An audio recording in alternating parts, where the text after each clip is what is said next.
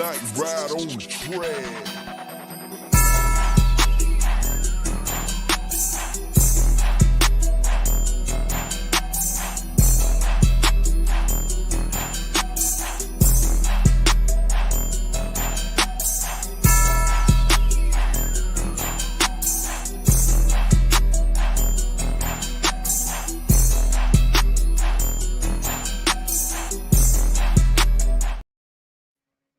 What's going on, everybody? Welcome. To this Saturday morning bird feeder. Now I just got to listen to that, Mike, guys. So just bear with me. Anyway, football Saturday, man. It's a lot of football going on today. A lot of good games going on today. But like I said, I'm Coach Unchained. And to my left is the man Fresh. What's going on, Fresh? What's good, y'all? What's good, Coach? What's good, man? I'm back at it again. Back at it again. Yeah. McFoley, yes. I couldn't think of the word. I've been trying to think of that word all week. I couldn't think of that word. But Big Ed will be back next week, man. He's on a little vacation right now, so he'll be back. Okay. He'll be back. But yeah, we're gonna talk a little bit about last week, but we're not gonna. Well, yeah, a lot of stuff happened last week. Mm-hmm. But first, like we always do, man, we give a shout out to the people in the chat. Then we're gonna get right into that college football. Then we're gonna do the pros. Then we're gonna start talking a little bit about the Falcons. We're gonna end the day with talking about the Falcons. Like I said, there's a lot to talk about. Mm-hmm. I know everybody's still feeling a little disappointed from last week's game, but I got a remedy. I think we're gonna see. All right, but anyway, let me get a quick shout out right quick, man. Not a lot of people. Everybody's leaving Mad Mike right now. They're probably coming on right now. A137. What's going on? Jonte Rozier. Wallace Smith. What's happening? Trey Murphy. D. Coleman. Yeah, that's who's in here right now, man. But like I said, this is how we do it every Saturday morning, man. We get these college football games out of the way. Then we get the pro out of the way. Then we dig into those Falcons and whatever's going on in the NFL. All right. And I got some stuff. I got a lot of stuff to talk about. But let's do this first game, man. Like I said, we're going to take a long time on these games. But we got Georgia Tech and Wake Forest. Georgia Tech's 13.5-point favorite. They should win that game. Yeah. They should. USC and Illinois. This is one of those weird games right here. Both teams are playing pretty good. USC is 4-0 for the first time in a long time. First time in a long time. How's Illinois' defense this year? They 3-1. They lost. I think they lost last week against Indiana. I think was that vice versa. Oh yeah. Indiana last week. Yeah, that was a good game. That wasn't no good game. They got lost. They got beat 63-10. That wasn't good. That was a good game for Indiana. Yeah, I was watching that game and I was like, dang, Indiana is what's up, tactician? What's up, Juan? What's up, Juan? But I've always said Indiana is a sneaky good team. Yeah. They always seem like they'll start off undefeated for a good while. Then at the end, it get cold and they lose their temperature. Yeah. They start getting, pretty much. What's up, Mike 44? Yeah, that's I'm going to give I don't know. 78 degrees. It ain't freezing. I mean, if USC's offense is putting up points like they usually do, I can see them winning it. Yeah, easily. Right. But that quarterback, man, that kid out there, USC, that's a guy who got 1,200 yards already, 3 games. Oh man, 4 games. That's a lot. That's some passing right there. Yeah. What's up, Reggie? What's up, Miss Sonia Howe? What the Lincoln Riley offense gonna do for you? What's up, D. Sloan? They ain't gonna play no defense, but they gonna put up some points. Yeah, they're gonna put some points up. They're gonna put on the show for sure. But USC is favored 6.5, so I can see that. I'm gonna give him a chance today. Mm-hmm. Notre Dame and Arkansas. Arkansas is 2-2. Notre Dame is 1-2. How's Notre Dame still ranked? They lost 2 games. How's that? I say Arkansas. I'm gonna go with Arkansas this week. I like their offense. Their quarterback is pretty nice. Yeah, he's decent. So he's actually pretty decent. He's leading the team in rushing and passing. he kind of got my respect from that game they played against Ole Miss. Yeah, they should have beat Ole Miss. Yeah, I did. I think so too. So yeah, I'm gonna get Arkansas the ban over Notre Dame and hope they be out of the top 25 after that. Yeah. Vanderbilt, surprise team in the SEC, y'all. Who they played? Nobody, but well, they did play somebody. They beat what's called last week. 2 weeks ago, they beat South Carolina. Yeah, they beat Virginia Tech pretty good too. They destroyed Georgia State last week, 70-21. Man, Vanderbilt is on the rise. How far they gonna go? Vanderbilt been trying to put people on notice in these last few years with some surprise wins over some teams like that. When they beat Bama, was it last year? Before that? Yeah. I think it was last year. I think what it was. What's up, South 12? Yeah. Prove it to I told Zach and Raheem to get out the shotgun. They clenched their purses and said, "Huh." They was in the pistol. I don't think it was in the shot. Pistol. They was in a handgun. Yeah. I just don't understand. Well, we'll wait. We'll save it. We'll talk about We'll talk about that. We're gonna get on that. Yeah, we get on that too. What is that? Deacons and Vandy got the opportunity to get some respect in SEC. They got a gauntlet coming up. Can't afford to let down. Yeah, they can't let. Yeah, Utah State. Yeah, they better beat Utah State today. They got to win 6 games to get in the bowl. So yeah, I think they're trying to get bowl eligible. So, now this game today, I had a chance to go to this game, but I did not want to waste my time today. Ohio State and Washington. Ohio State should win that. They should win this game. But boy, you see that purple that's staying up there, boy. Woo. It's different. It's deep to see all that purple that's there, boy. Makes you like, yeah. That's one of my favorite colors in sports team. I think Washington still has been pretty decent. Yeah. You lost a really good, talented team, so yeah, it's gonna take a second before you rebound. Something like that. New guy in the helm right now. Mm-hmm. He's 3-0 though. You know, I don't think Ohio State gonna go in there and blow them out. But they're definitely. So, but they could, but I don't think they will.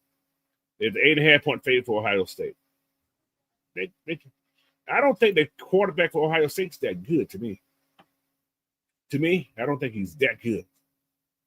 But he's getting all these praise. I think he's decent, but I mean, they got the wide receiver. All Ohio State quarterbacks kind of do this, though. Yeah, he's the first white one I've seen in a long time. Yeah, don't mean anything, but he's the first one that I've seen in a long time. He's starting by he came from Alabama first. But yeah, I think Ohio State win this game, but I don't think they're gonna be they're gonna be closer than everybody thinks it's gonna be. If not, Ohio State doing their job. Mm-hmm. LSU Ole Miss. I got Ole Miss. Upset? Why? They picked to win by 2.5. LSU offense gotta get some to get their stuff together. Yeah. Their offense is very suspect. Nussmeier, he's just average. I think he's one of those other guys. He's like what's the kid that went to Oregon? Who played at Auburn? Who's playing at Denver now? Bo Nix. Yeah. He has that Bo Nix hype to me. That's so. But Ole Miss, LSU. I got Ole Miss. Be close. Ole Miss win this game, they're gonna jump pretty in the top 10 for sure. Mm-hmm. I don't know how far LSU, but because they're 13-4. So yeah. I mean, I like Ole Miss's offense better than I do LSU's offense. But whose defense better? That's the kicker. That's the kicker. Yeah, I kind of want to say they might be the same. Yeah. We're gonna see. Mm-hmm. I put it like this: they both the defenses is good enough against the goal each offense. So we're gonna see. They barely beat Clemson. Well, they beat Clemson. They beat Florida. Wasn't no blowouts. So yeah, this is gonna be their test. And then that Florida game, you had 5 interceptions. Yeah, that boy terrible. With 2 pick sixes, and you still didn't blow them out. Yeah, that's true. That's crazy. I mean, y'all offense didn't do nothing. Arkansas gave Ole Miss a battle week for last. Yeah, they beat Kentucky. Yeah, it's gonna be interesting. Both teams had the chance. What's up, Miss Raymond? Who we got up there? So Auburn, Texas A&M. 3-1 Auburn, 3-0 Texas A&M. Is Auburn on? Are they on probation or something? I don't know. Or they just ain't played nobody. They lost against Oklahoma last week. That was a good game last week. I mean, yeah. Thought they had a chance to beat them. But they got to play Texas A&M this week. Then they got to go turn around and play Georgia the following week. That's a nice little stretch. Little stretch right there. We're gonna see what they about. The Texas A&M. They got that Marcus Reed quarterback here. I think his name is Marcus. And that's the one I wanted to ask. Isn't the quarterback from Auburn from Oklahoma? Didn't he transfer from Oklahoma to there? Let's see who their quarterback is. Let's see who Auburn quarterback. Auburn quarterback is Jay Arnold. Possible. I'm not sure. Let me look at me.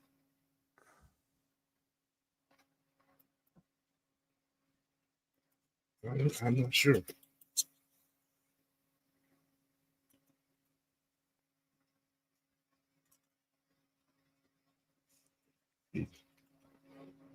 What's good, Mucho? What's up, Mucho? He is Jackson. His name is Jackson. Yep, Oklahoma to Auburn. Yeah. Okay, yeah. So that's okay. So I said something about that during my commentary video, and I was like, "That's why they was doing him so bad because they know how he is. They know him." So yeah. Yeah. Okay. Yeah. That's why okay. He didn't play too good. Okay. What's got that Cobb kid from Auburn? He got 375 yards rushing, 4 touchdowns. Yeah, he's doing well. I think Auburn gonna run the ball more. They should and control the clock more. I think that's what they should do anyway. But we're gonna see what they're gonna do. Good SEC game. Indiana in an hour. I'm gonna give the Indiana this win over an hour, but they playing an hour though. That's gonna be anything. I'm gonna just say that's a push. That's gonna be a good game. Indiana's favored by 8.5 though. That's a lot. I mean, if you see the points they put up on, yeah, they put some points. They put some points up on who was it? Illinois. Yeah. Yay. And they're playing in our. That's my part right there where they're playing that because you got to go up there to our. You go here.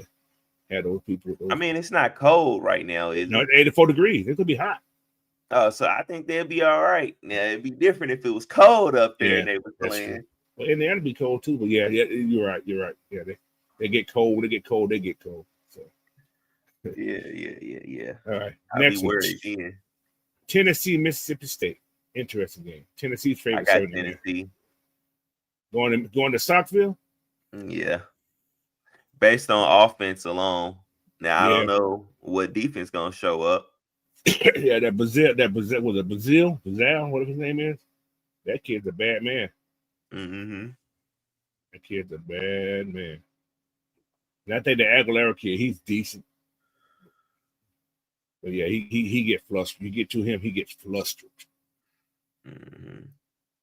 And then I don't even know how Mississippi State receiving, or I don't even know what their receivers are like, really. They 4-0, but they ain't played no SEC team yet. Mm-hmm. Let's see who they beat up so far. Let me see who they beat. Anybody. Any type of. They played Southern Miss, Arizona. Yeah, they ain't played nobody. So yeah. This is going to be a real test. Yeah, they got a chance they're going to lose this game. Yeah, I'm going to go Tennessee with that one also. Arizona and Iowa State. Iowa State. Big 12 team. Both on Big 12. 4.5 point by Iowa State favorite. Yeah, I got Iowa State. It's a good chance. They're playing at home too. So yeah, I'm gonna go that way too. Now, another big game of the week. I call it the big game of the week. Penn State and Oregon. I'm gonna go Oregon. The Penn State played Nevada, FIU, and Villanova. They ain't really played nobody. I'm going Oregon. And they beat those teams up. So I don't think they played nobody yet. So I'm gonna go Oregon also. I think Oregon's gonna Penn State's favorite. Hey, that Indiana and Iowa game is at 2:30 p.m., but I'm on Central Time. Yeah, I got mine at 12:30. So you'll be so yours will be about 2:30, I think yours.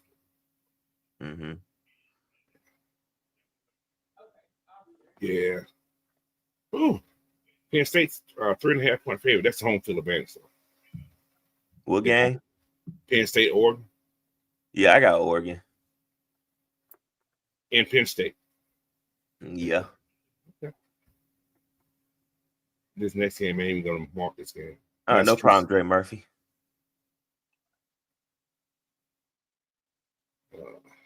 He said, I never picked Penn State with high stakes. Yeah. But they're number 3 and 6. So if Penn State loses this game, them and Oregon going to switch places, I guarantee you. Yeah. I mean, it's a high stakes game. So yeah, it is high stakes. It's a good position switch.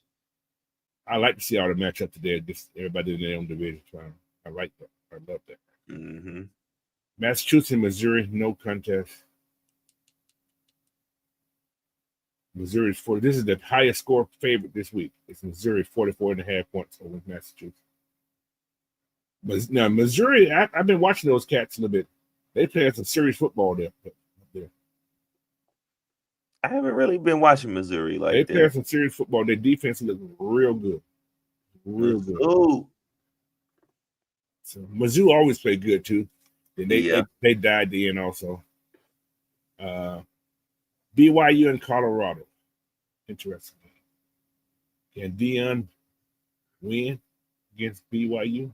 I don't think they beat BYU yet. Since he's been in that Big 12. I was gonna say BYU too. 6.5 point favorite BYU. They're in the border. Yeah. I don't know. I ain't gonna lie. I don't think Deion gonna stay at Colorado. I see him going this year. Maybe, hey, watch this. Maybe Deion to replace him for Raheem if he gets fired. Yeah. Yeah, I got BYU though. And I'll take it at the points, little 6.5 favorite. I ain't gonna say no blowout because I ain't really watched BYU myself. Yeah, but they usually always have a well put together team. True indeed. They number 25, so they just got in the top 25. Now, last night's game. Did you see that game last night? No. Florida State lost against Virginia in double overtime. I think it was double overtime. Or overtime went into double overtime. I guess it's called that. And I had to watch it. I heard one of the players got stumbled and died. Got Virginia bun rushed the field. I think one of the Florida State players got trounced. And I think they say he's died. I seen something this morning. I don't know if it's true or not. I ain't seen nothing like that. I seen something on X this morning. I was half asleep when I seen it, but ain't no telling. Oh, he said Mike said he think it was a joke, but he must see it also. I seen the same thing. Yeah, I'm hoping it was a joke. Yeah. But I did see something in there about, Dre Murphy said Deion said he don't want to coach no grown ass man. Depending how much money that grown ass man talk about getting paid. Yeah, that's another story too. Yeah, Virginia, Florida State was number 8. They was. Yeah. Oh well, you probably can because they beat Bama, so yeah, Yeah, that's gonna give them extra credit, extra kudos. They finna drop. They finna drop somewhere.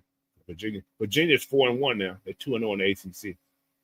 Damn, those damn Cavaliers are doing something.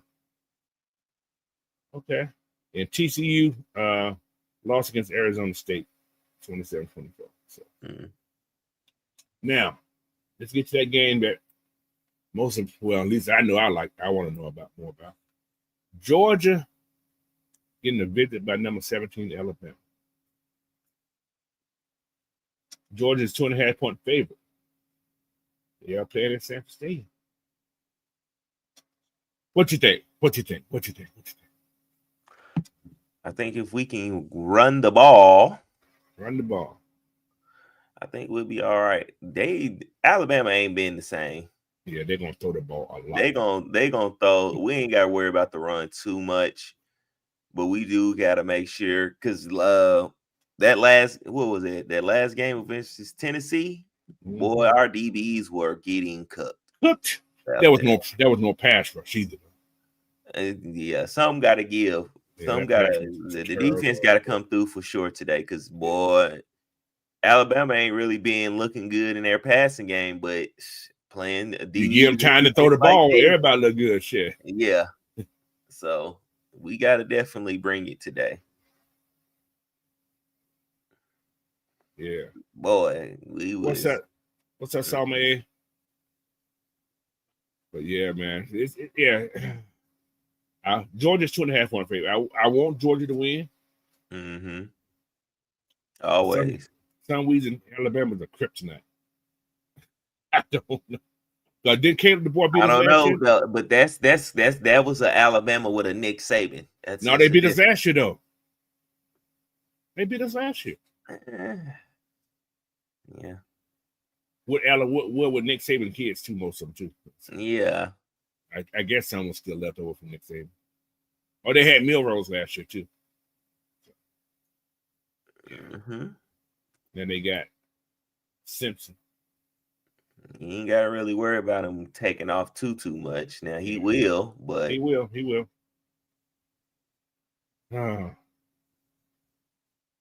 Mucho, they playing in Georgia, man. Georgia playing Alabama and Georgia. Dang, I gotta release them commentary videos of last week's game. So I forgot to do that. Put them out. Yep. So I can record this week's games. It's GA for the first time since 2015. That's the last time we beat Alabama, 2015. It's been a while. I hope, like I said, I want us to win. That's all I can say. I ain't even gonna call this game 2.5-point favorite. That's just give you home field advantage. Still, Alabama got a chance to win. That's all that's it. I don't think Kirby would choke against this coach. He did last year. He did. We got a different quarterback too. We got that little running man. We did again. Yeah. If you let Stockton be Stockton, you got a chance. You can't hamstring this kid. This kid I hate to say he's like a Baker, man. He reminds me so much of that damn Baker Mayfield kid. On the serious tip, he reminds me of Baker Mayfield his year he was at Oklahoma when he won the Heisman. That's who he reminds me of. He reminds me of Stetson. It's a bigger version of Stetson Bennett. He is bigger than Stetson. He's definitely bigger version of Stetson Bennett. I promise you, if he had the other coach. Yeah. Probably Georgia return the championship for him on offense. I think once he left, that's when Georgia's offense became kind of different once he left. Yeah, it's got the pass happy. Yeah, got pass happy. And I think our recruiting got different because of that too. Yeah, they started going to get these wide receivers. Got some big star wide receivers though. Got some good wide receivers. I just don't think the passing concept is not there yet. I think I don't think our offensive line is the same neither. Yeah, they weaker. They are weaker. They are definitely weaker. But I think they'll be up for this game, man. I think the problem that Alabama have, they bring in too many kids from California. The board bringing too many kids from California. But anyway, they pass a lot in California. They do. Pass a lot on the West Coast in general. Mm-hmm. So he said Baker's been doing his best Mahomes impression this year. They win in the same way every week. Damn it, man. Yeah. And that means that's gonna run out. But yeah, that's after they won the game last week. But I was like, come on, y'all just play defense. What's going? They should have won that game last. They should have lost last week. But that's what the lucky man gets. He does that. I call him the lucky man. Mm-hmm.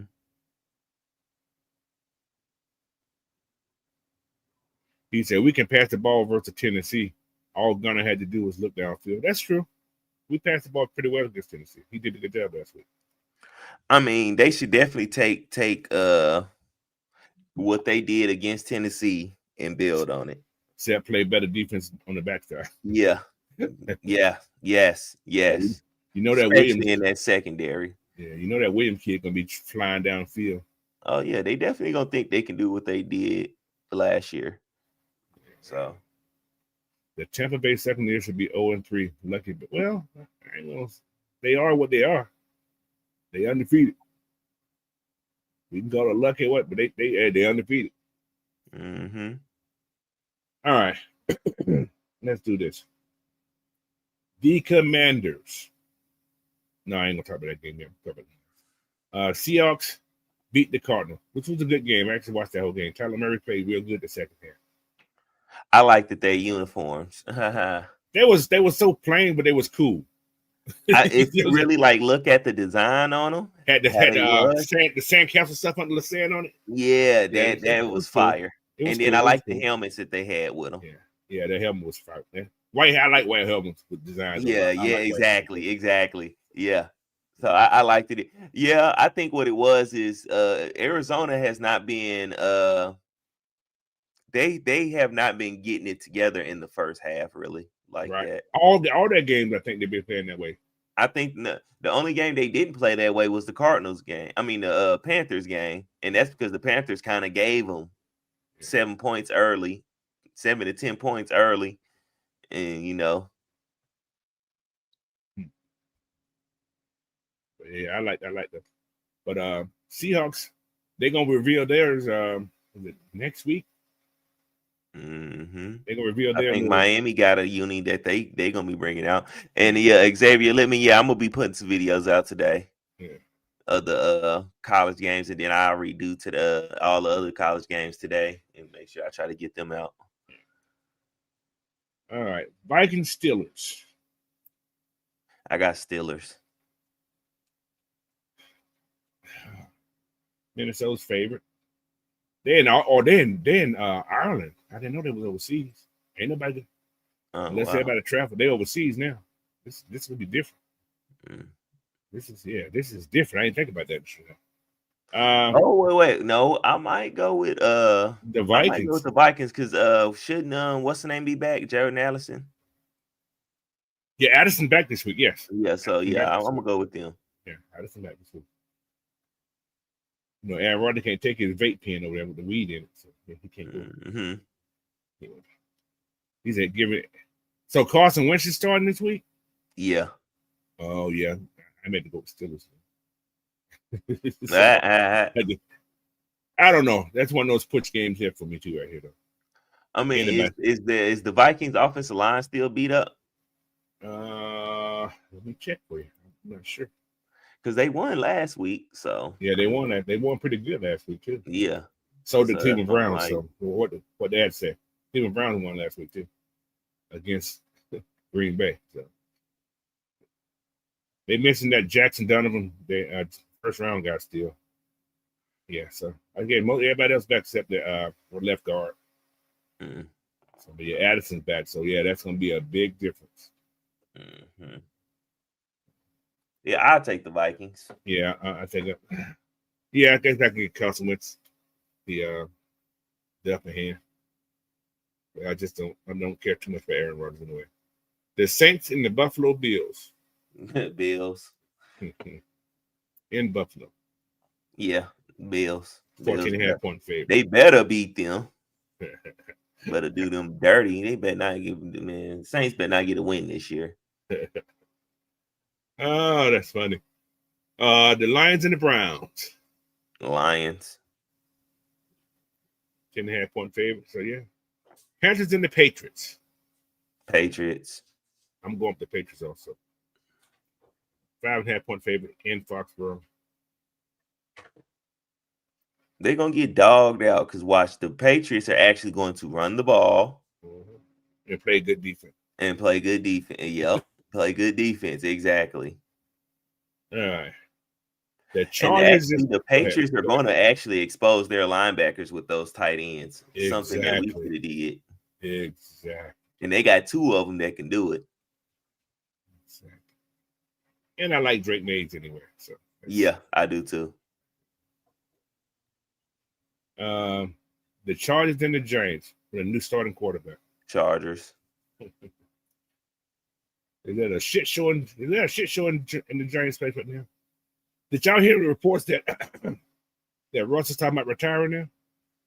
And then he said he wasn't retiring just because he became a backup. I seen something the other day that he was going to retire. I don't know. Like I said, it's all on X and everything on X. I mean, I think he got his Hall of Fame. I mean, yeah, his Hall of Fame ticket punched. He can go ahead and do that. Oh my goodness! Go sign a 1-day contract with Seahawks and retire.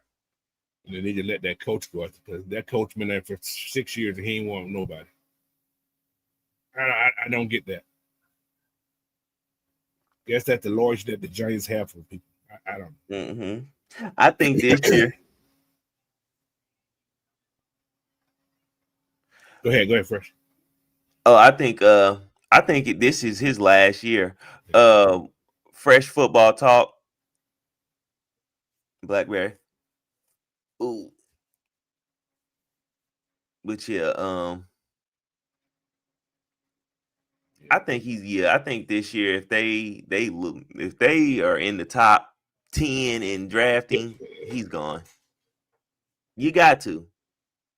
He has yet to show you.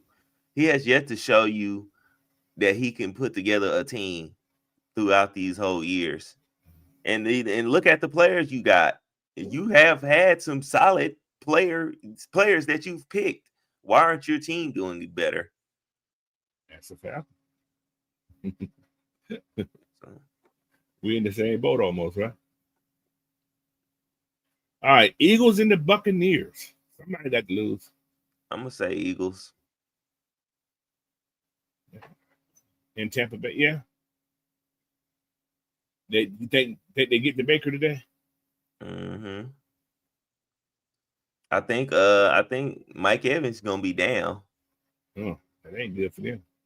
And then now Chris Godwin supposed to be back, and Tristan Wirfs is supposed to be back though. Is Godwin back? I think they said he's supposed to be playing. Okay, that's okay. All right. What's up, Siders Grave? All right, Tennessee and the Texans, both of the 0-3. I'm going Tennessee. I don't know why. I think Tennessee. I want to go Texans. I ain't gonna lie. Somebody got to win the game. Yeah, somebody got to win. I'm gonna go Texans because I feel like they're more put together as a team. And the Titans still. I call them the same team, just in different states. Mm-hmm. Basically. Cam Ward is still trying to figure it out too. You need a little bit more around him. Mm-hmm. As a receiver, I'm saying that's he ain't. Calvin really ain't enough. Yeah. Because he don't go over the middle. If he does, he's gonna run backwards. Mm-hmm. Now, this is an interesting game for me here. Colts and the Rams. They got LA 3.5. I'm gonna say the Colts. I'm gonna say the Colts also. I'm gonna say the Colts. They've been a well-balanced team on that offensive side. I'm gonna say the Colts also. And Daniel Jones has been doing this thing. I don't think Daniel Jones threw an interception yet, y'all. But then again, you got Jonathan Taylor. Yep. So he's returning. Seemed like he returning to form. Right. So yeah, I'm gonna go to Colts. Everybody's picking the Rams, but I think the Colts has a real solid team this year. The Jaguars and the 49ers.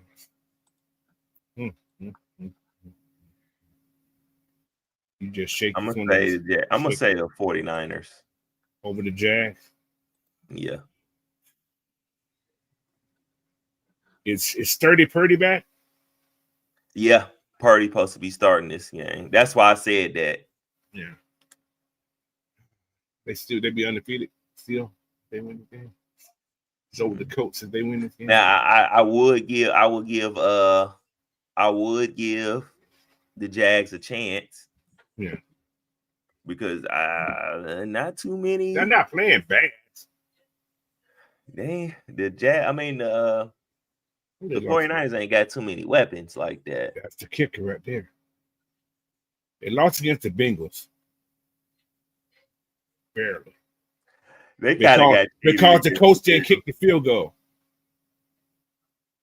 It wouldn't help because the Bengals scored the touchdown. Yeah, but yeah. The coach, I think he went for two several times and he screwed himself. Yeah. And at the end of the game, they could have kicked the field goal and tied and went to overtime. If he would have kicked the field goal instead of going for two that game. Yeah. That's what happened in that game right there. They beat the Texans last week. They beat the Panthers the first week. So yeah. Interesting game. It's an interesting game. So the 49ers should win because they're at home, but wouldn't surprise me if the Jaguars win this game. It would surprise me. Now, the battle of the 1 and 2s. The Ravens and the Chiefs. Chiefs are at home. Can Derrick Henry go another?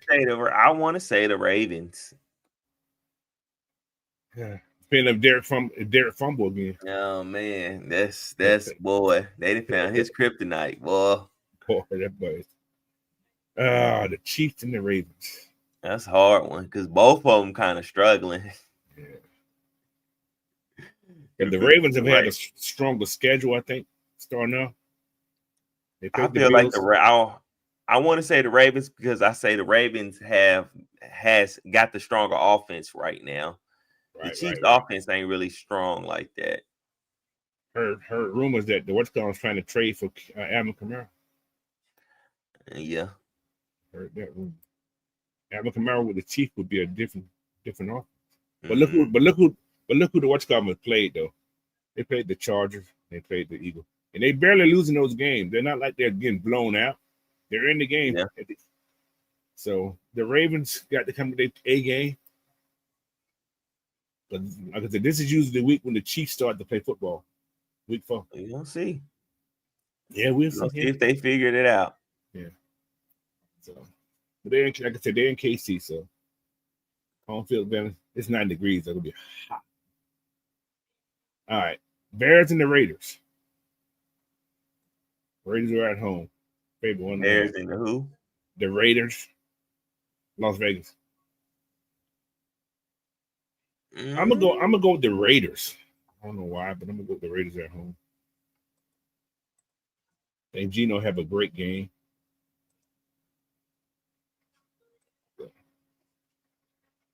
But the Bears can win too. They looked okay last week, but still don't think. Who did the Bears play last week? The Cowboys. It ain't saying much, but it's the Cowboys.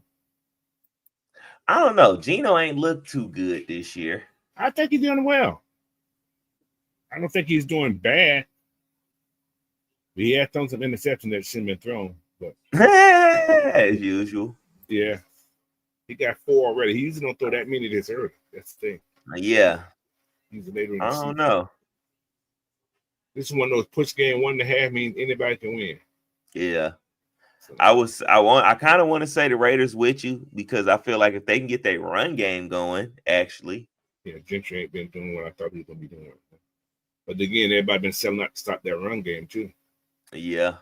That's what I've been saying. Like he pops a few little, here and there, but it's like,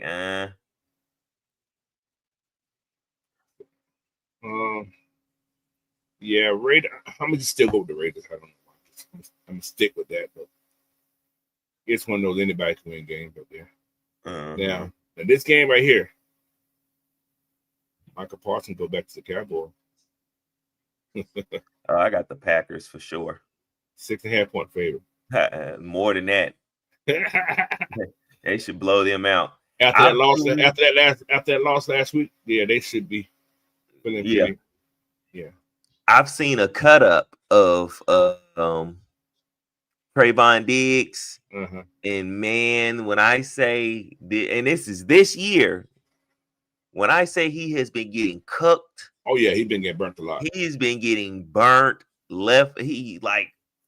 I've never seen a DB go from covering pretty good, or well, not even covering, but getting interceptions at a good rate to now he just to begin getting spaghetti cooked. Man, putting in limp noodles. Exactly. Like bruh be falling all over the place. He done got mossed like a few times. I'm like, oh yeah, you're cooked. You're cooked. You're going to definitely be on the market here soon.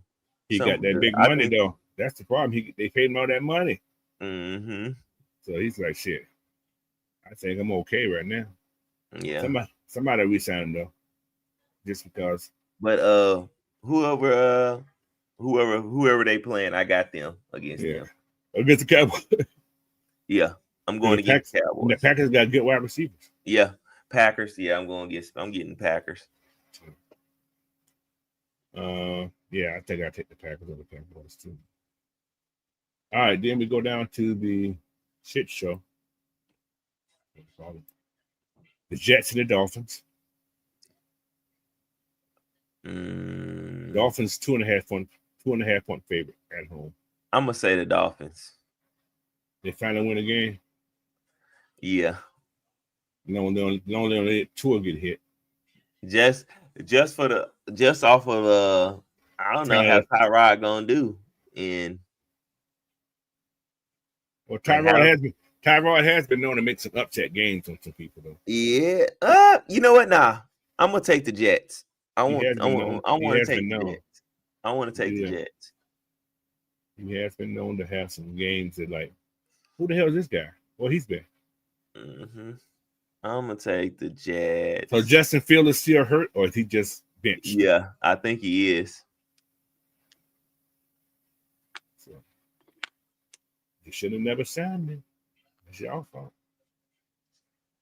He said Fields is starting. Oh, he is? Okay. Well, yeah, I'm gonna take the Jets then. I'm gonna take the Dolphins then. Automatic take the Dolphins. But then again, it can go either way. If Fields put on his running expedition, the Dolphins will lose this game. Because it is a divisional game too. It is that. They both are not good. Either way. I'm gonna take the Jets. Okay. Take the Jets. Oh man. And then they got 2 Monday night games. Is that 2 Monday night games? We got 2 Monday night games. Is that possible? That ain't possible. I guess it is. They both start at the same time. That is stupid. Well, within an hour of each other. The Bengals and the Broncos. Broncos are at home. I'm gonna say the Broncos. I think they rebound. I got that. I take their defense over the Bengals defense. All right. And Joe ain't playing. Yeah, definitely. But yeah, that's it right there. All right. Then we got the last game of the conversation. We're gonna talk more about stuff. We got the Commanders and the Falcons. I ain't gonna give you no what you call them, but let's talk about the Falcons, man. Let's talk about the Falcons. You ready for it? Yep. As Big Will say, we gonna give you that sauce, baby. That sauce. All right. Like I said, after this, we're moving on from last week. Yeah. We know what happened. I'm gonna ask this question to you. Did the Falcons have a Helker and Jekyll moment against the Panthers last week? Or is that just the intertwining of the team? Is it a team problem? Or is it just one of those Helker and Jekyll moments that teams have sometimes?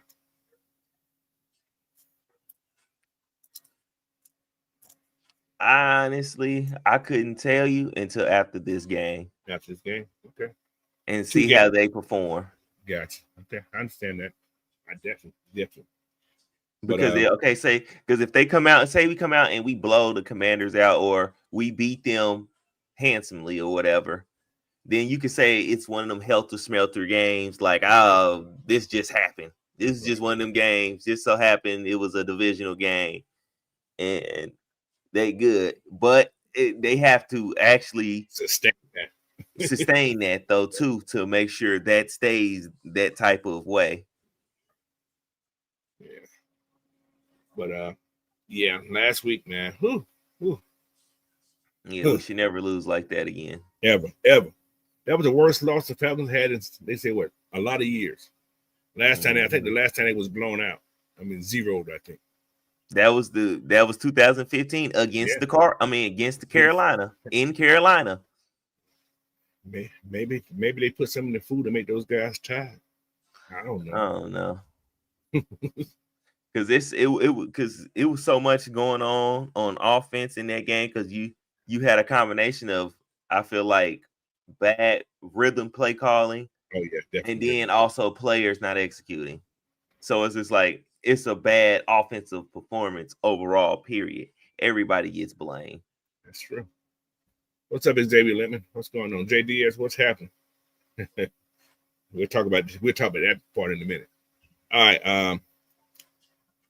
First, final Ike Hilliard. I get it. I do. There's lots of reasons I say he was fired, but he was a scapegoat in the same way, in the same term. Yeah. Your wide receiver haven't scored a touchdown. Yeah. Not one. Your wide receivers like they're running routes. Lazy to me. Especially that last game. They was lazy. Your wide receivers are not getting open. I don't know if they're scheming or what. Probably a combination of both. When they are getting when the play call is right, they running lazy routes. Play calling wrong, running lazy routes make it look even worse. True. And then you hear, okay, well, both of them is hurt. Both kind of dealing with shoulder injuries. True. Mooney is trying to get his leg back up under him. So he's the only one I think had a kind of semi excuse last week was Mooney, just a little bit, because first game back and trying to get in the game speed, whatever you want to call it. But you have other receivers though, man. Exactly. You could substitute in. You could have put Nick Nash out there. You could have put Chris Blair out there. Exactly. You could have put somebody else out there, man. You can't say next man up and you just gonna keep trying to throw these guys out there, hurting everything. And as well, also Ike Hilliard, is he responsible for saying who he want to see on the field? I mean, don't the position coaches choose like the who goes in and out and stuff? I think so. Now, with that being said, would you have brought the fifth man, Seals the fifth up over Chris Blair? No. Now, could that have been a fireable offense? I ain't gonna say it is, but it ain't. Well, is Chris Blair not getting the? I don't know. You can call it favoritism. Yeah, that's what I'm saying. Was it too much favoritism? But who is that favoritism on? Is it the head coach that wanted to see? It might have to be. For most possibly, it has to be on the head coach, because if you show favoritism, right? Like I hear being here since last year with Chris Blair, you would think he would pick Chris Blair over. Would you think that? David Steele, who just got here this year. Yeah. But that's a guy they went out and probably Raheem wanted to come here. See, like you said, that's becoming a problem. Mm-hmm. So where in this whole situation, I'm going deeper now. Where does Terry get any blame for this? If he just do or it, allowing him to do this, not saying anything, or in does he have the power to say anything? Or I mean, I think he does have the power to say something, but he doesn't have the power to do nothing. That's what makes the difference. If he ain't got the power to really do anything about it, saying something doesn't make a difference. Right. Because it is his coaching staff. So he kind of is in charge of who kind of gets fired and who gets hired right there, where he wants these guys. So it's like he kind of got to fall by the wayside. Really, he can say something, but if he can't really do nothing about it, right? What can you do? Yeah, it's kind of like, well, shoot, I'm damn if I do, damn if I don't. Because if I can say something and he still do what he wants, then what? So now it's on the owner. Yeah. Okay. What's up, ATL Dirty Birds? So yeah, it's a lot of. I think Casey Washington is still in concussion protocol. No, he's out. He cleared. He cleared this past week. Yeah, he just cleared. I seen some this morning, but he cleared. Okay, well then, yeah, because I would have definitely had him out there instead of Mooney. Yeah, if anything, they both will be out there this week. Yeah. So, but yeah, man, that firing of Hike, I get it. A lot of people don't get it, but I get it. Your wide receivers are the strength of your quarterback. Mm-hmm. Yeah. Like Mike said, I have to be better getting my ball to my wide receivers. Mm-hmm. I mean, you can't control them. I mean, I can't control them catching the ball. That's true. He can't do that. Stuff.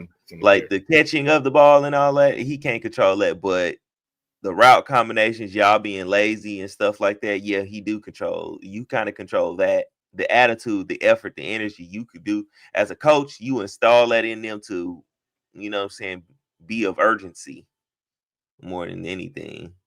But go ahead. I'm sorry. Go ahead. Oh yeah, but as far as like the finishing of everything, like finishing the plays and stuff like that, then yeah, that's on them. Because catching the ball, that's you've been doing that all your life. So now that y'all have a problem with that, then okay, come on now. And you can't blame the coach for that. But another question I said, I haven't seen a report. People keep saying that the players were saying that they strap what they practice. I haven't seen a report on that. I haven't seen a video, nobody saying that, but I've heard people say, I don't know. Because I didn't listen to a lot of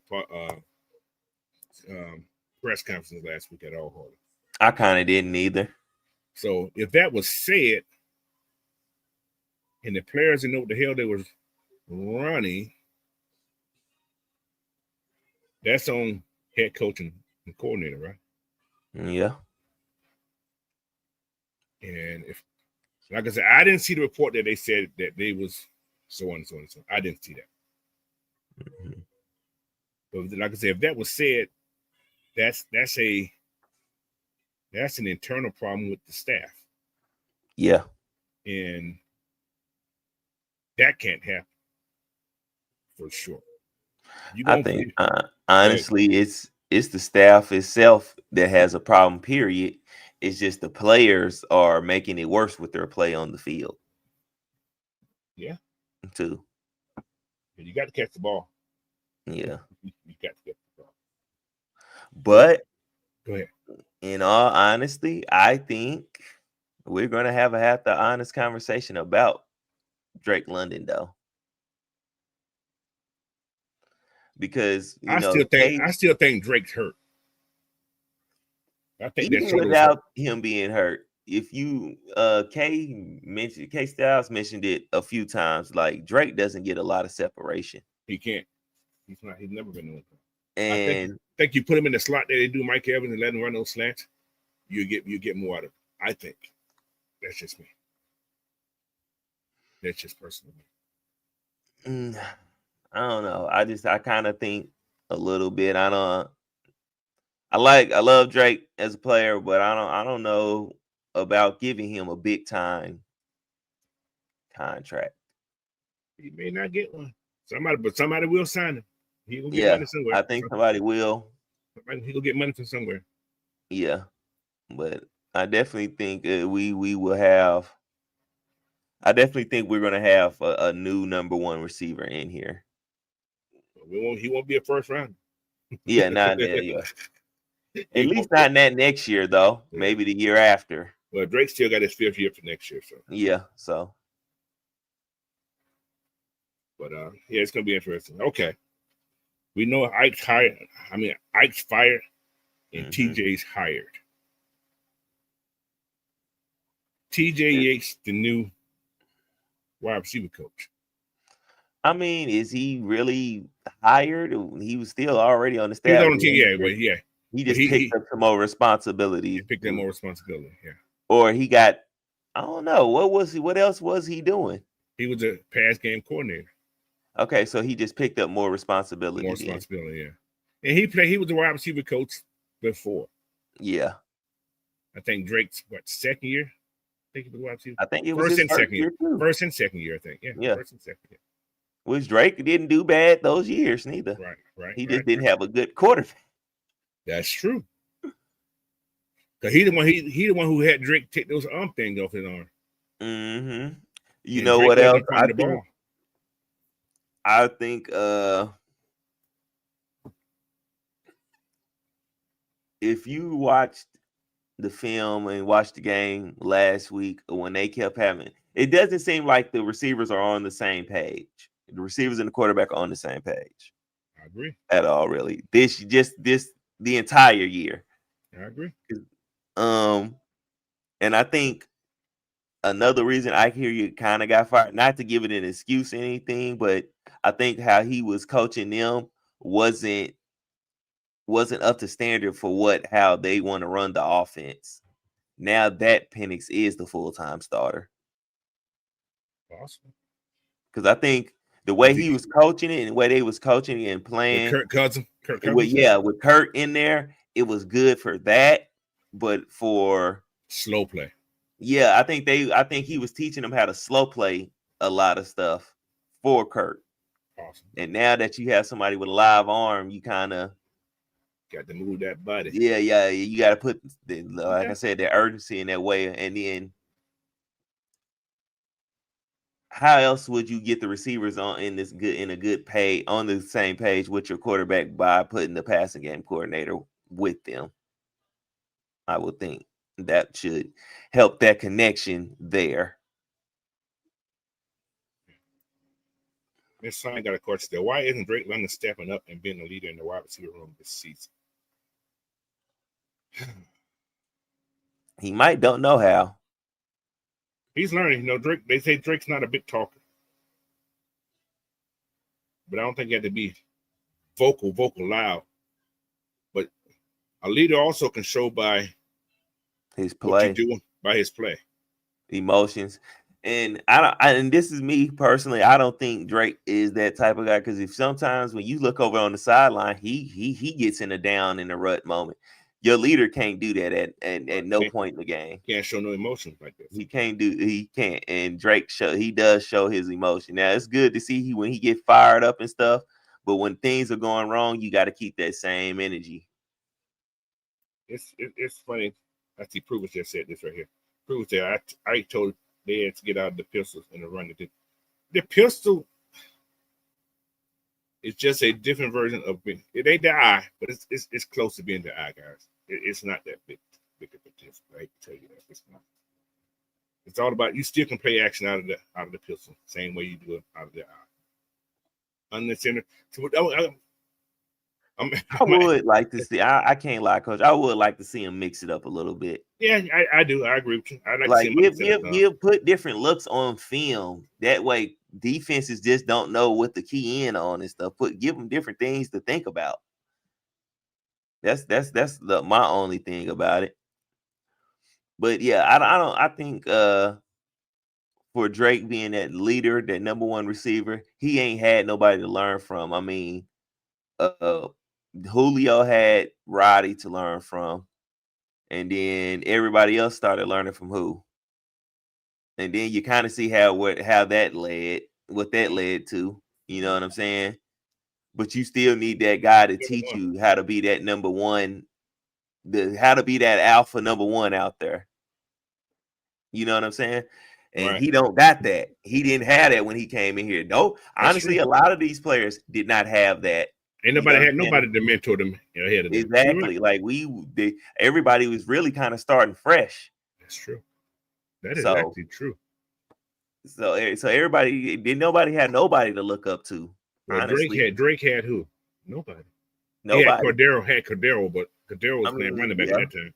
I'm okay. I'll take it back. The running back room had somebody to look up to. Cordell while he was here. Yeah. Did Cordero play with Bijan? I think they got rid of him the year right after that. Okay, so he played with 1 year. I think he played 1 year with him. Okay. But yeah, like I said, the wide receiver room haven't had nobody. Cal had nobody. Yeah, Cal had nobody. He had Matt Ryan, so that yeah. But yeah, and nobody had a quarterback. Technically, exactly. so there was nothing to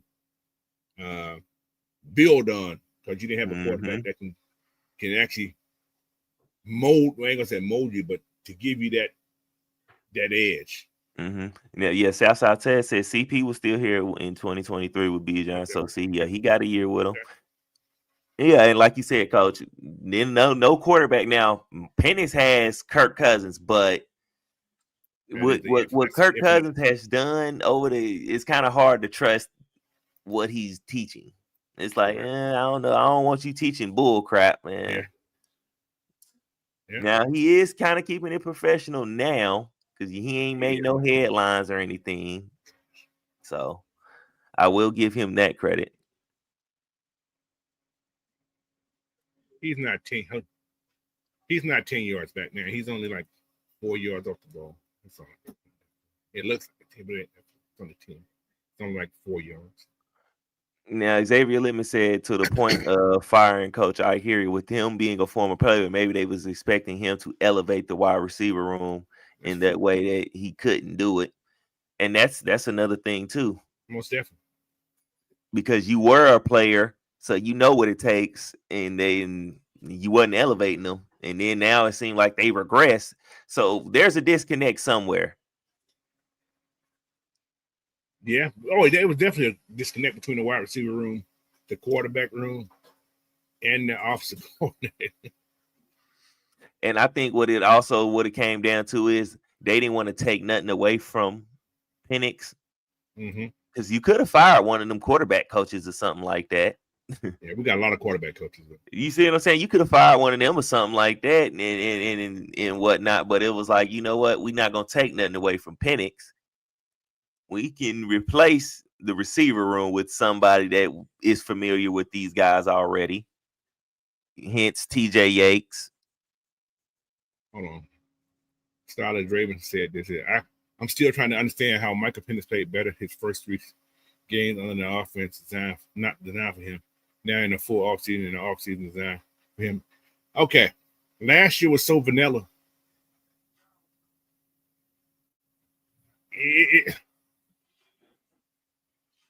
He has more responsibility this year. It's a lot. And we keep failing to realize the kids played, 6 games as of last week? That's still a rookie. That's still a rookie. Technically. And the offense was it was still catered to him. But if you notice, he did more stuff last year than Kirk Cousins was doing in those last 3 games. We're not even rolling this kid out. That's what I'm saying. And that's why I would like to see different formations or something. Like throw some more different things at him. You just giving them that's okay. That's the base of your offense. Right. And and that's what you kind of rely on. I understand that. But give teams different looks on film. You just giving them the same. That's why things are going to look predictable. What if he's in pistol? We know what they're going to do. And also, guys, y'all got to realize maybe just Carolina was just a better team last week. I mean, yeah, that too. I mean, at least offense. I mean, at least the offense was. Well, I can't even say the offense was because I don't feel like our defense played bad. Exactly. To only give up 2 touchdowns, really. Well. And your offense never passes their team's 30-yard line. Yeah, that's man. You can't really ask for too much. You kind of lucky you didn't get blown out worse. Because it could have been worse. Because if the defense was sucking, oh man, yeah, that would have been crazy. That would have been a crazier loss. And everybody be like, "Oh, no." Yeah.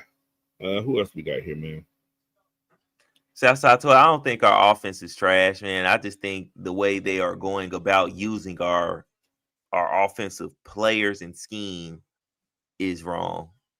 Like your Zach chemistry is off. Yeah.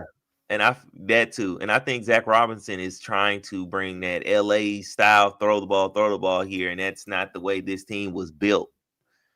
And you tried to keep the core of what this team has already built, but you're not making that the standard. Like you kept around a lot of what Arthur Smith built in them trenches and with the running game. But now you're trying to kind of swap that and become this passing team. And it's like, bro, that's not where your core is built. These guys are not passing. They're not passing players. How's that? Exactly. Like they are running. Your offensive line is built.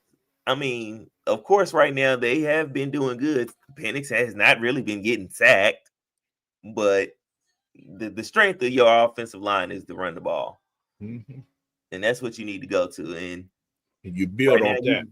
You don't have to showcase Michael Penix being a special talent, because if he is a special talent, it'll showcase itself just naturally. That's the difference between being him and just being a good player and stuff. Like being that it factor. He ain't run out of shot.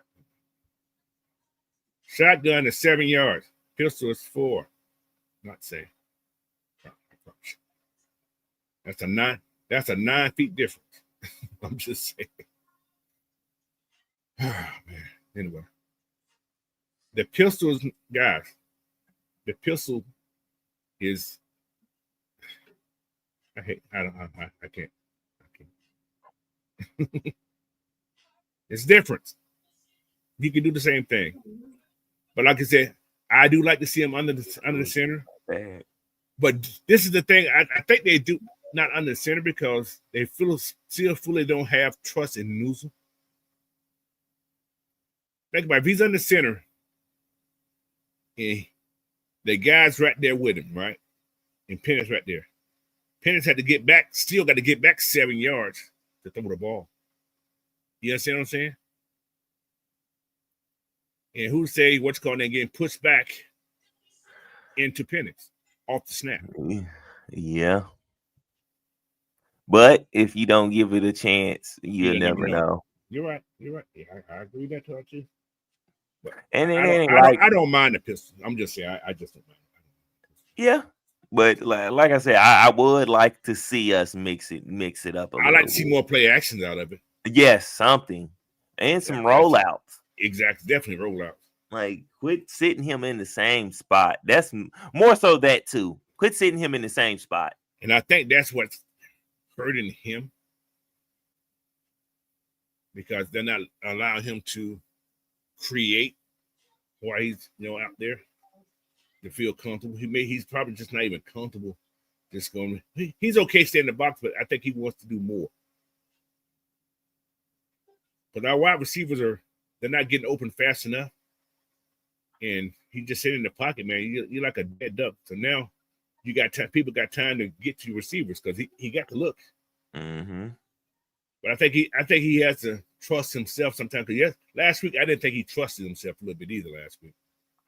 I think also too they have him looking to the outsides too much.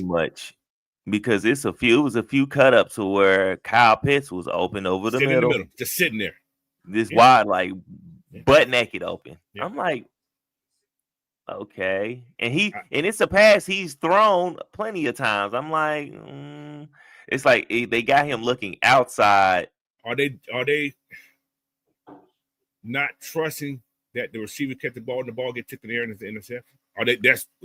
That can be something too, and that's why he's not going over the middle, or they have him going. I see the middle open a lot.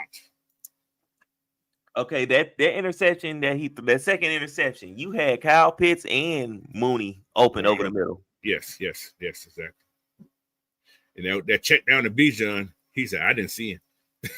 he was, and I'm in a little bit. I'm gonna give that to Bijan. I'm gonna give some blame to Bijan too, because he didn't fight for the ball. You have to turn it into the defensive player when that ball was in the air and you don't see if you can, or if you don't know you're going to get it, you have to turn it to the defensive player right at that moment. He was just lazy on that one. He was lazy on that one, buddy. Yeah. And just because he don't know he out there, Bijan, you knew he was right there. I would have took a pass interference on that motherfucker. You wouldn't get that ball. He wouldn't have got that. He wouldn't have got that one. But ain't no excuse for not attacking the middle of the field. Yeah, there's no excuse. You're right. Well, we're not. Yeah, I think they need to attack the middle of the field more myself. Yeah, especially with the linebackers. You got tight. You got it's like those. I've been listening to Panthers podcasts and stuff. Well, they talk about those linebackers day in day out how bad they are, and we did not attack them none. That's why I say we should have just ran the ball. Yes. But also, I definitely think this offense needs to get Pitts involved. Mm-hmm. I've been saying that for 2 weeks. You get him involved early, and if he's in the middle, if he's just sitting in the middle, throw the ball. But all right, let's move on. Let's move on. I got 3 people to talk about. Zach Robinson. Mm-hmm. Zach Robinson.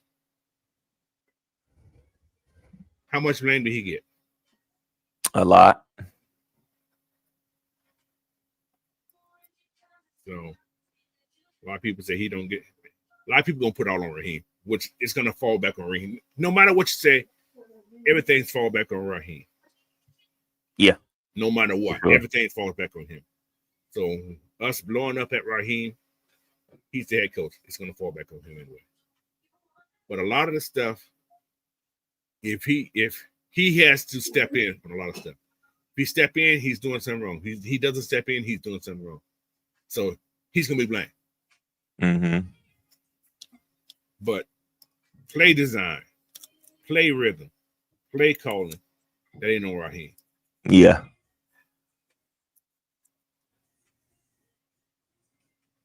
That still has to fall on the offensive coordinator and the players. If the players are not executing, the players are not doing everything the correct way, it's going to look sloppy. It's going to look sloppy no matter what you say or how you feel or so on and so on. It's going to look sloppy. Raheem cannot coach in the middle of the game. You can adjust, but you can't coach. You don't do that as a head coach. You don't coach in the middle of the game because you're not a position coach. You're not the so on and so. You're just the head coach. You are the manager of the team. Mm-hmm. That's all you are. You're the manager. Yes, you have to approve a lot of things, but you're relying on your people to have their people ready. Mm-hmm. Right? If they are not having the people ready, you got to step in. And like I say, wide receivers. First scapegoat. I'm gonna still call it a scapegoat. First scapegoat for the season is who? I hear it. Your receivers don't look ready. Simple. And to the point, they kind of don't. They dropping passes, they not running the right routes, and they energy is not. I mean, the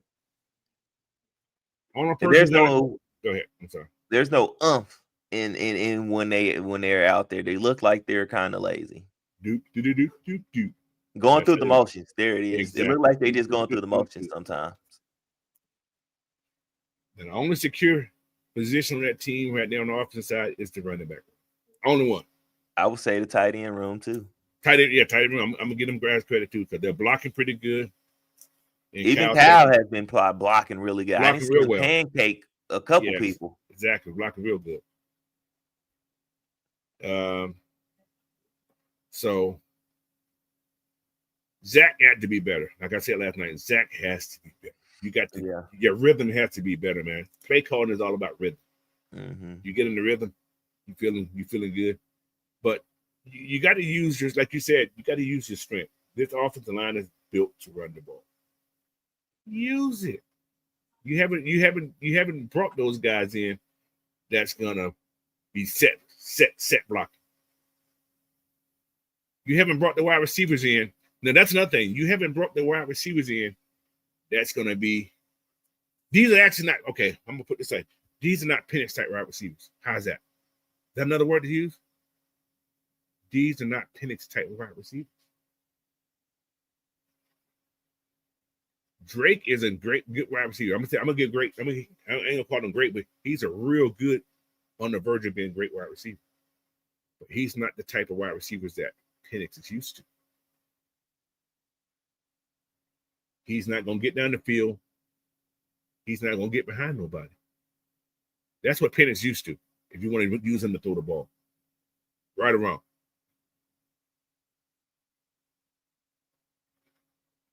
So you had wide receivers that can get behind coverage, beat their man. Yes, Penix will love you more. And I think Mike said this earlier in the season, first couple of games. Why not use Kyle? Why not use Kyle as your wide receiver and switch roles with Drake? You understand what I'm saying? Yeah. Why not switch role with Drake and Kyle? Because Kyle get behind his people. I'm just saying, he gets behind his people. If you want that short route stuff, Drake is great at that because Drake he's not gonna take the top off. Mm-hmm. So no, I didn't know McMillan. No, Drake is still what's going, but Drake right now, I don't know if Drake's sick, Drake hurt. I don't know. Drake ain't running like Drake was running faster last year than he was this year.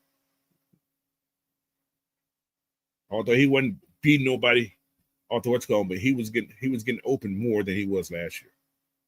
So, he said Drake looked like Lazard. But I don't know, man. I think they need to switch up some routes. I think Cal need to be more outside than inside, like he was last year. Because then you're taking coverage away from the inside for Drake. But now you got Drake outside, you got Cal lined up inside the numbers. It ain't working for you. But again, I don't know. Then that's another thing. I don't know if that was a Ike Hughes thing that did that. You guys understand what I'm saying? I do. I got you. So I don't know. It's a lot to go into it. But the wide receiver coach do place you in your X, Y, and Z's. Mm-hmm. So that's what, if you want to see Kyle at the tight end more, you got him in tight end instead of I don't know. I mean, maybe it is what you say because I mean Kyle Pitts was practicing a lot with the receivers too this year. So maybe they looking at it like, dang, why he doing so good? And then everybody else is declining a little bit. Yeah. Like I said, the only person that had a semi excuse last week for me was Mooney. Yeah. And that there's a play that they did last week, that out route that what the name? Ray went inside instead of going outside. Yeah. Drake was out in there. Why you running the wrong routes? And that could have been like, okay, I've seen a lot of routes run wrong. Yeah. I've seen a lot of routes that should have been flat, but they were circled. I mean, the cuts was like they rounding off at the rounding off at the top of their route. They're not cutting. You get to the spot slower. Mm-hmm. So when you round them off, you taking more steps. When you flat, anyway, that's just another. But anyways, Zach, I'm gonna go to Zach. Zach got to get better. He has to get better. It might have been a scapegoat, but I think it was the safest, maybe firing. Yes. Out of everything. Some that sends a message to the team, hey man, if you ain't getting your job done, you're gone. You're the first. Yeah. You know what I'm saying? Something that wouldn't I would say something that wouldn't, kill the team as a whole. Now I got a serious speculation in mind. What if these receivers look like they're just like A1 receivers this week with TJ? It's the right call. And then, it just shows that it was the right call. Justified. It was justified firing. But then, yeah. Or it could go into, okay, did they get the message of, okay, shoot, we ain't gonna lose our job. We already had somebody lost their job. Right. It's something. It's whatever it is, the message was received. But is that message gonna stay received throughout the whole season? Exactly. Is the thing. Because that's the thing. I don't want to get to you gotta fire somebody. Everybody, for no reason. Yeah. But for the team to get to going the right direction. Right. What's up, Mr. Jando? I was gonna say that to me means if you got to do that, that means Raheem, nobody really kind of respects you or fears you as a head coach.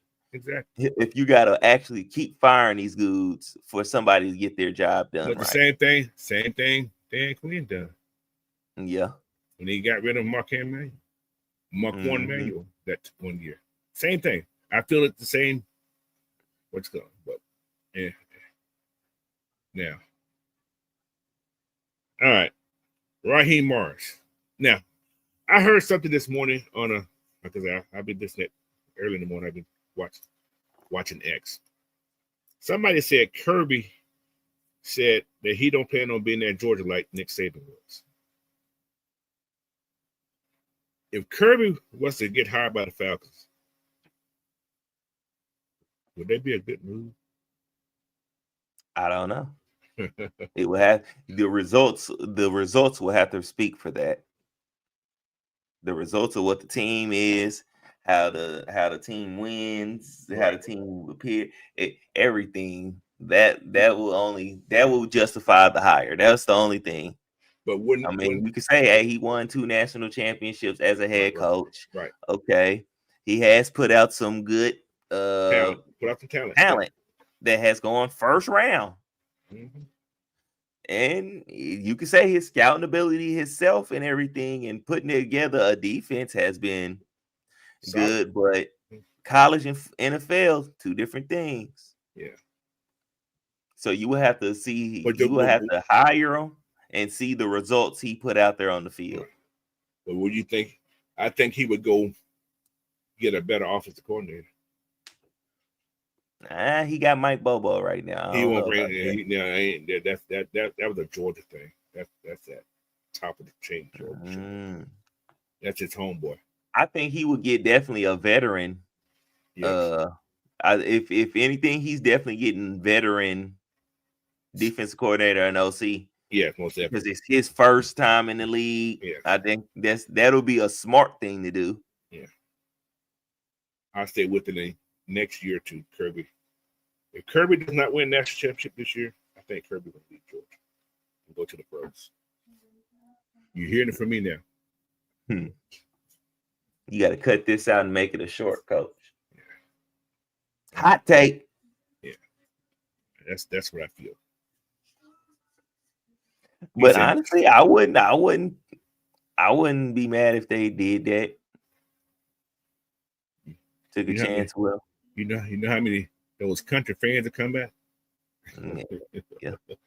All right, yeah. Let's just talk, man. I just gotta. Yeah, he comes and then he get Mike McDaniels to be his OC. Get you Steve Wilkes to be his DC. That's a nice little coaching staff. You think Steve Wilkes will leave what's called? He'll leave the Jets? Well, no, not that. Well, or you can bring who was that else that we I go get Lamb from Oregon. Who was that we was looking at that went to the Michigan? Or the DC? Yeah. Get him for your DC.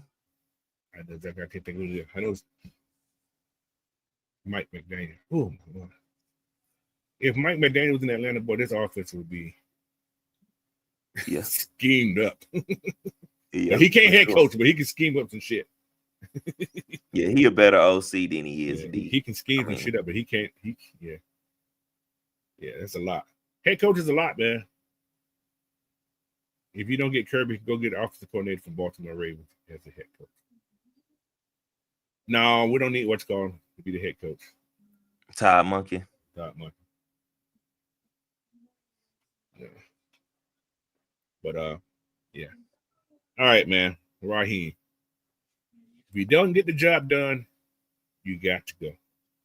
It won't happen early, but he has to go. You must make the playoff this year, Raheem. You must make the playoff. People still ain't gonna like you, but you must make the playoff. You know it's crazy, Coach. I can see him getting another year. One more year after this year? Yeah. No matter what happened this year, I can see him still getting another year. Michael Penix's first year? Yeah. Full year? Yeah. They can scapegoat that. Oh my God. And then he can say, well, look, you see, I tried to make a difference. I fired my receivers coach, tried to put another, you know what I'm saying? I was trying. You know, you let me get everything together. And I bet you he gonna slick tongue somebody. Yep. And then I bet you another scapegoat would be if Mike McDaniels get fired. Zach Robinson probably get gone. He probably go be a head coach in college football. Oklahoma State fired Mike Gundy. Zach Robinson went to Oklahoma State. Yeah. Booyah. That's your replacement for that. And then he's free to slide Mike McDaniel right into that spot. But you bring Mike McDaniel in as an analyst in the middle of the season if he gets fired early. Yeah, you can do that too. Yeah. That way he already right there. That's true. All right, Raheem Morris. You're 5 years young. Okay. Michael Penix. Mm-hmm. I think Michael Penix needs to take more chances. Be that gunslinger you are.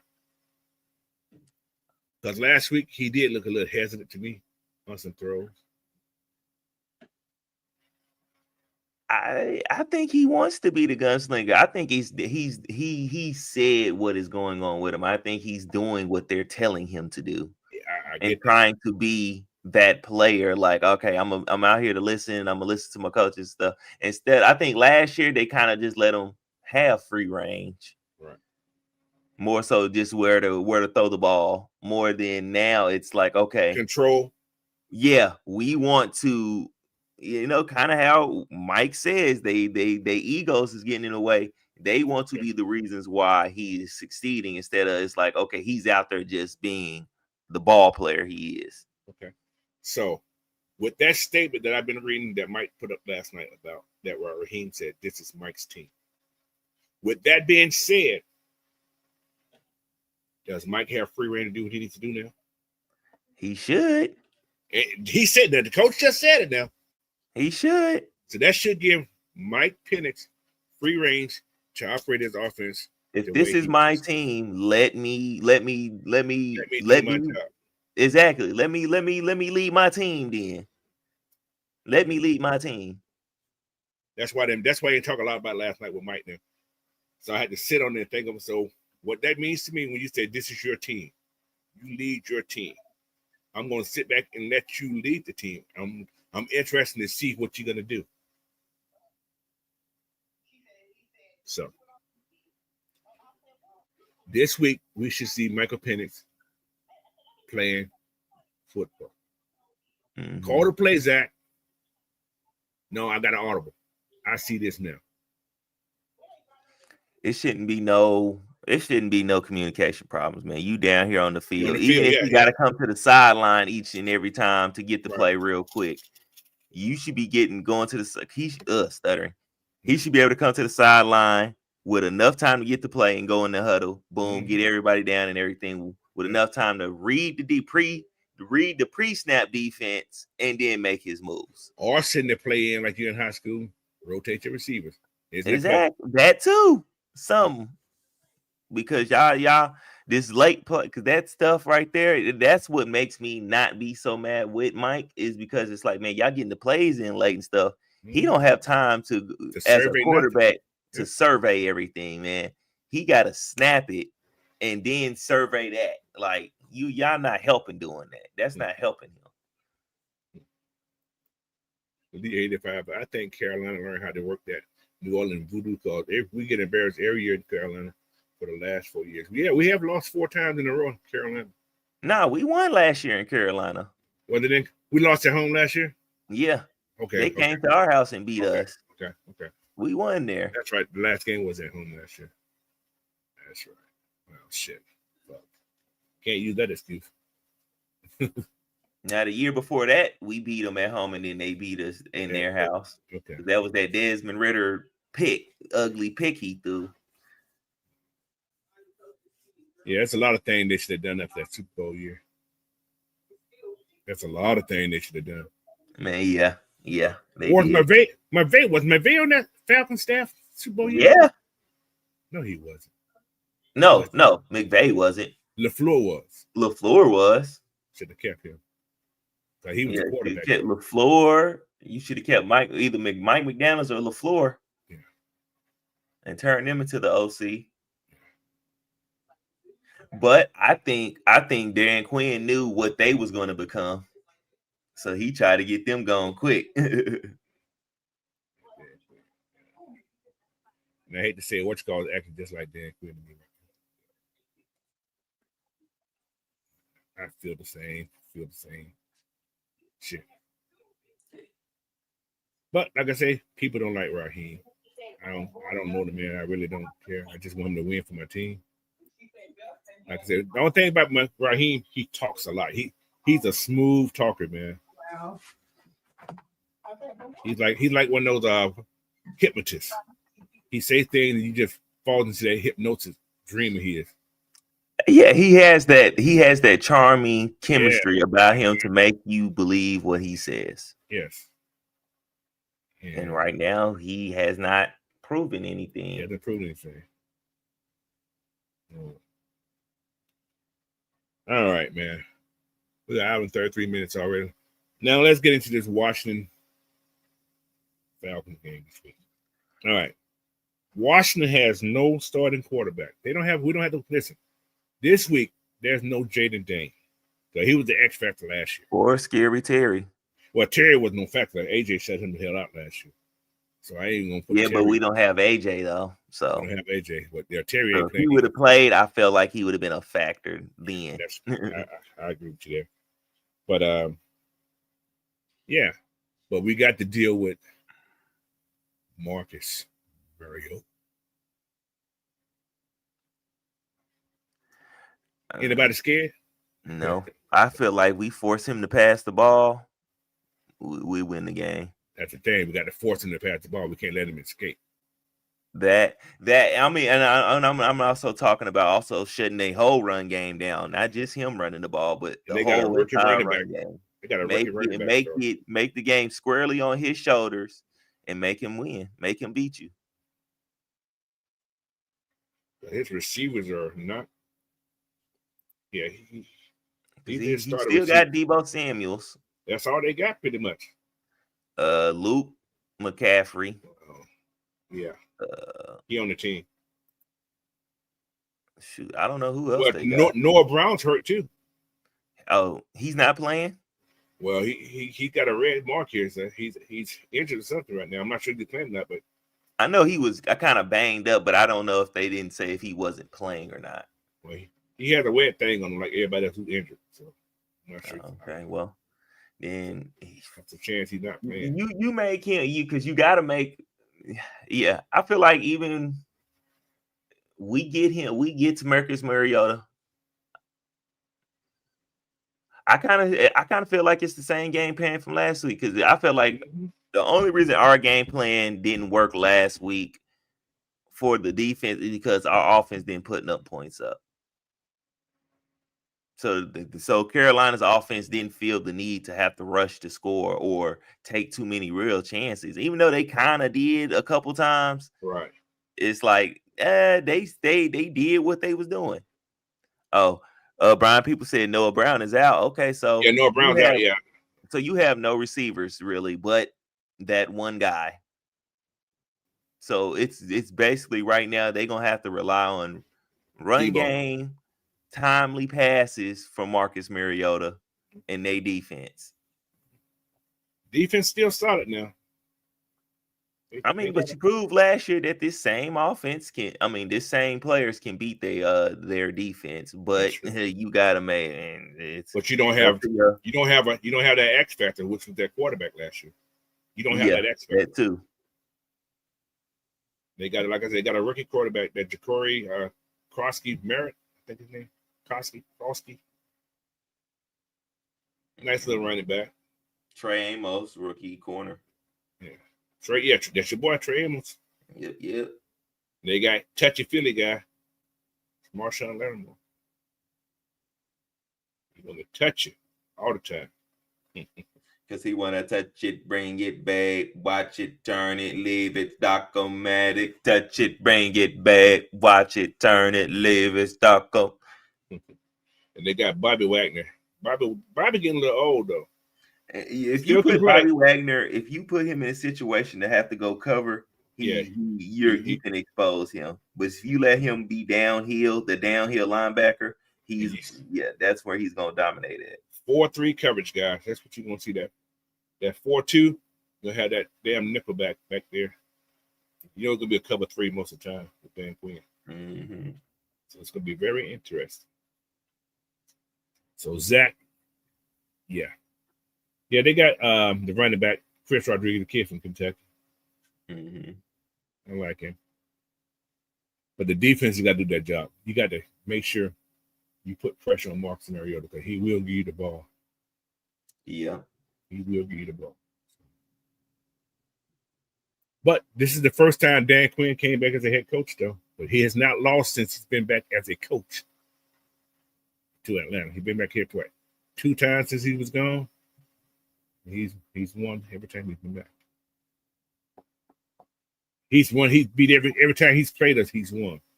I don't think we beat. Yeah. We didn't beat the Cowboys not once when he was coaching the team. But yeah. But man, is this a must-win game, or just a must? Or is this a? Yeah, it's a must-win. Is it? You need to be 2-2 going to the bye. Yes. You cannot go on a 3-game losing streak going into your 2-game losing streak going into your bye. And then not only that, you already 2-0 in your division. Yeah. Then you be what? 3 games out of the NFC. Who we lost against so far? We lost Bucks and the Panthers. So that'd be 3 games in the NFC. Mm-hmm. If you lose this game. Wow, yeah, you don't want that. You cannot sacrifice. You can't afford that. You gotta win this. No, I don't care what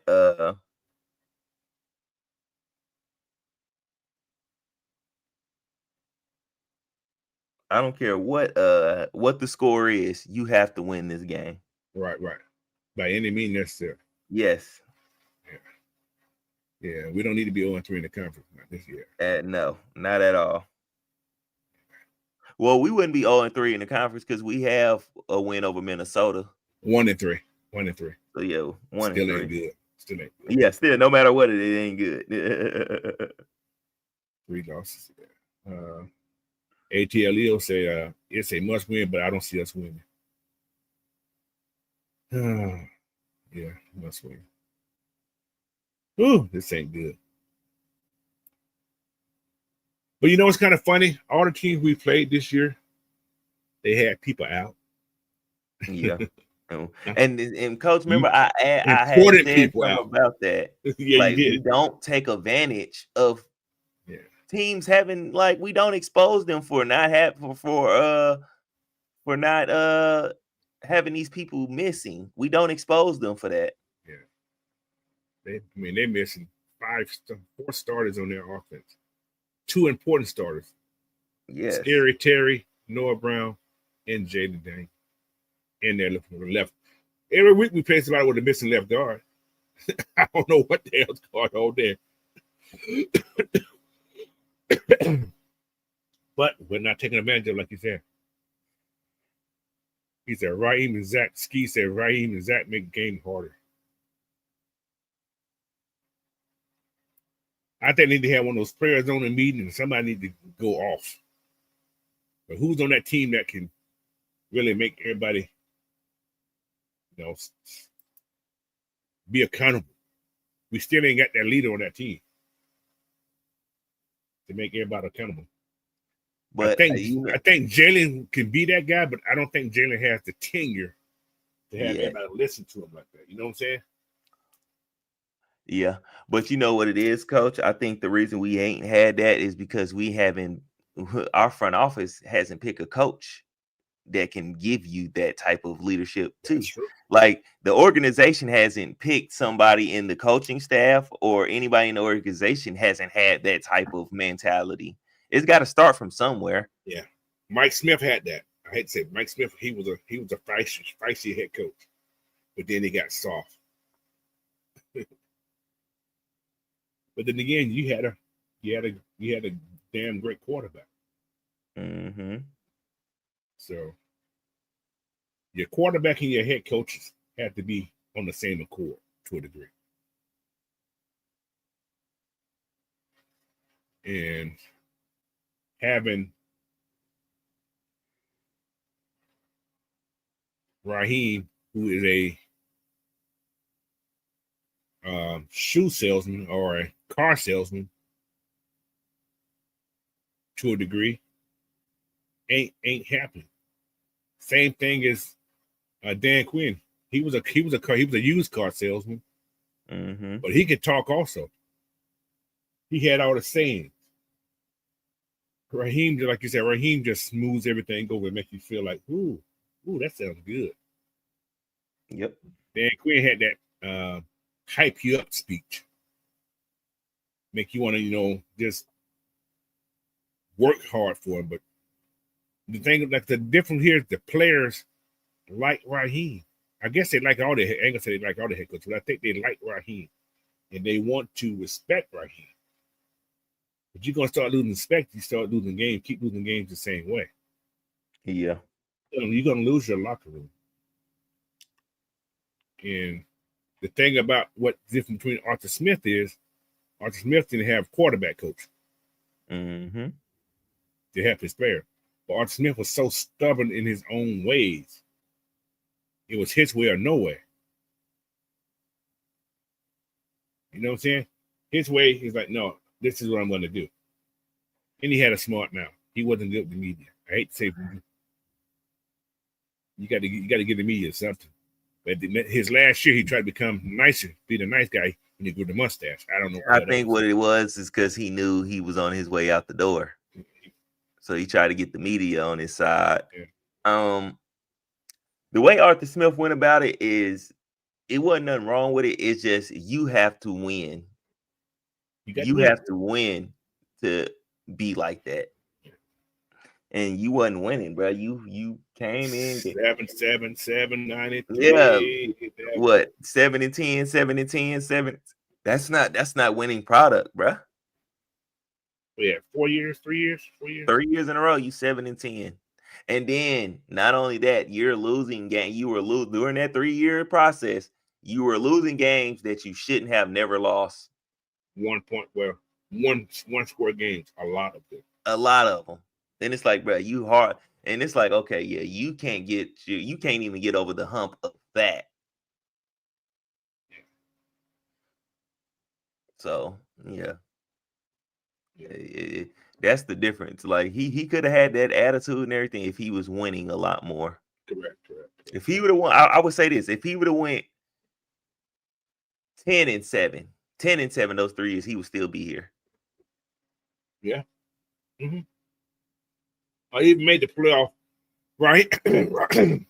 If what's called made the playoff that last year, he'd still be here last year, right? He wouldn't have been here. I think if he would have made the playoffs either just one of those years, he probably would have still been got here. Another year. Yeah. Yep. But then again, it goes back to what we said earlier. You brought all this talent in, but you had nobody to mentor these talents. Exactly. Especially in that wide receiver room. Nobody was there. Once Julio, now I'm gonna tell you this: if Julio played that first year with Arthur Smith and was able to do some mentoring, I don't even think Matt Ryan would have been going that next year either. I don't think Kevin really leaves. I don't think Kevin really would have never had his mental problems. Yep. I think Kevin really would have been able to. I think if he would have retired and transitioned out of football, Calvin would have been all right. He would have been all right being there and being the number one.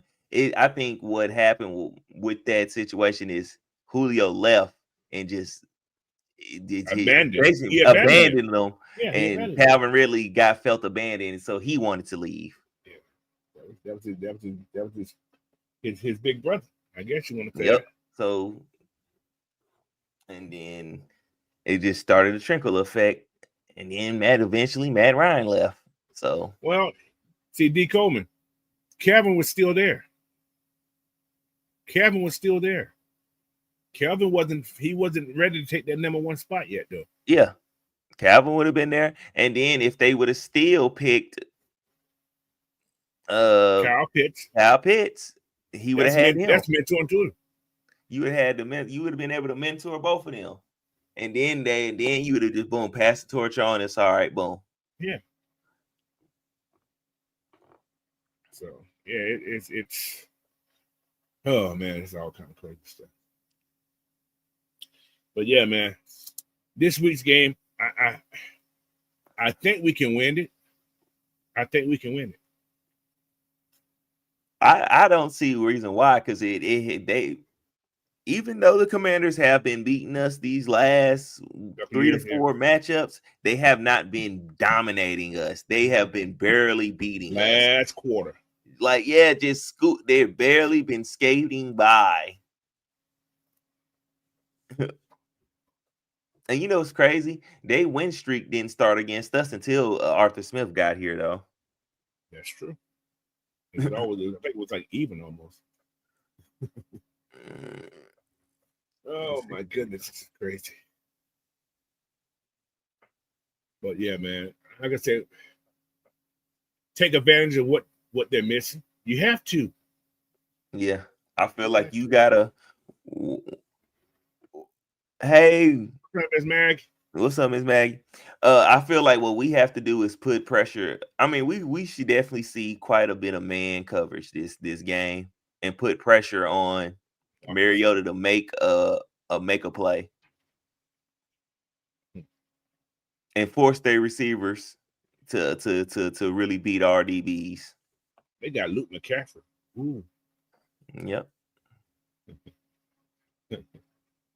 Oh my Lord, this is crazy. Now, I'm going to say this. If we lose this game, have the fire department on call. Oh, yeah. I think mother is going to riot. And then not only that, and some more pressure. This is your first home game back from your road streak. You already lost once at home. You can't lose two. You can't lose. Yeah. You know what I'm saying? 2 home games, bro. The only thing I'm gonna hate to see. I see it already. That stands are full of Redskins fans. I'm gonna hate to see that. I know it's gonna be that way. Because the tickets are high. And motherfuckers gonna sell their tickets just for the money. I can see it. I see it already.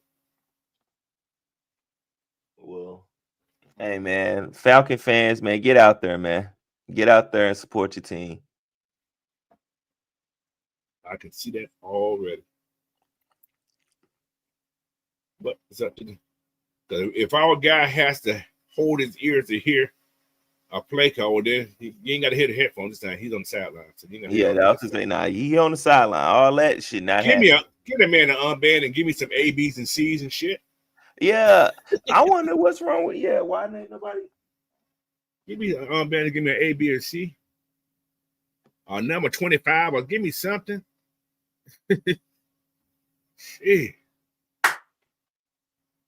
But I'm not spending my money on this team anymore.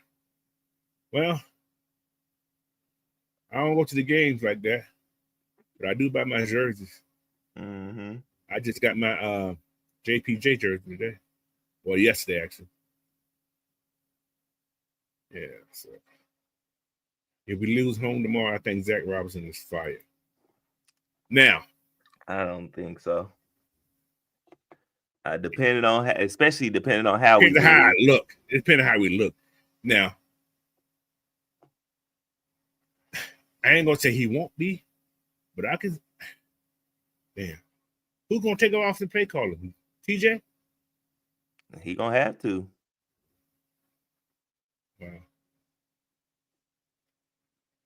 Well, I don't know. I don't want to see the kid get fired. And I don't think he's gonna get fired anyway, because shoot, who you gonna have doing the receivers then? You ain't gonna have him doing all three. That's way too much on one person. Yeah. We need a deep threat at wide receiver. Yeah, we do. And like I said earlier today, you need a receiver that can get down the field for Penix to release that on. We ain't got that. Yeah, I don't think Zach's going nowhere no time soon either.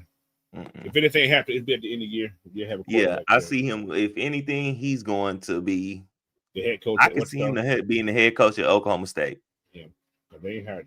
They only got an intern right now. Exactly. That's who I think. That's where that's his alma mater. He can go back there. Boom. Yeah. And if Mike McDaniels is fired at the end of this season, he would definitely be the offensive coordinator for the Falcons. That man may lose. That man may lose today. You may see. You may see him in here. May get fired before that. Yeah. I'm just saying if anything like everything is waiting until, you know what I'm saying, the end of the year. Hey.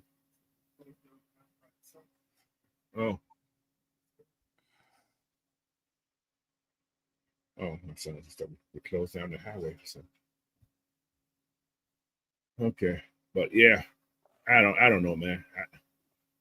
DJ can't call plays. I don't think DJ ready to call plays. He said, or Zach Taylor from what's it called? Zach Taylor is part of what? Yeah, he's part of the Ram formation thing too, ain't he? He's a McVay guy. So I don't think they'll bring, I don't know. I don't think Zach's going to get fired. Zach got another year because his quarterback's hurt.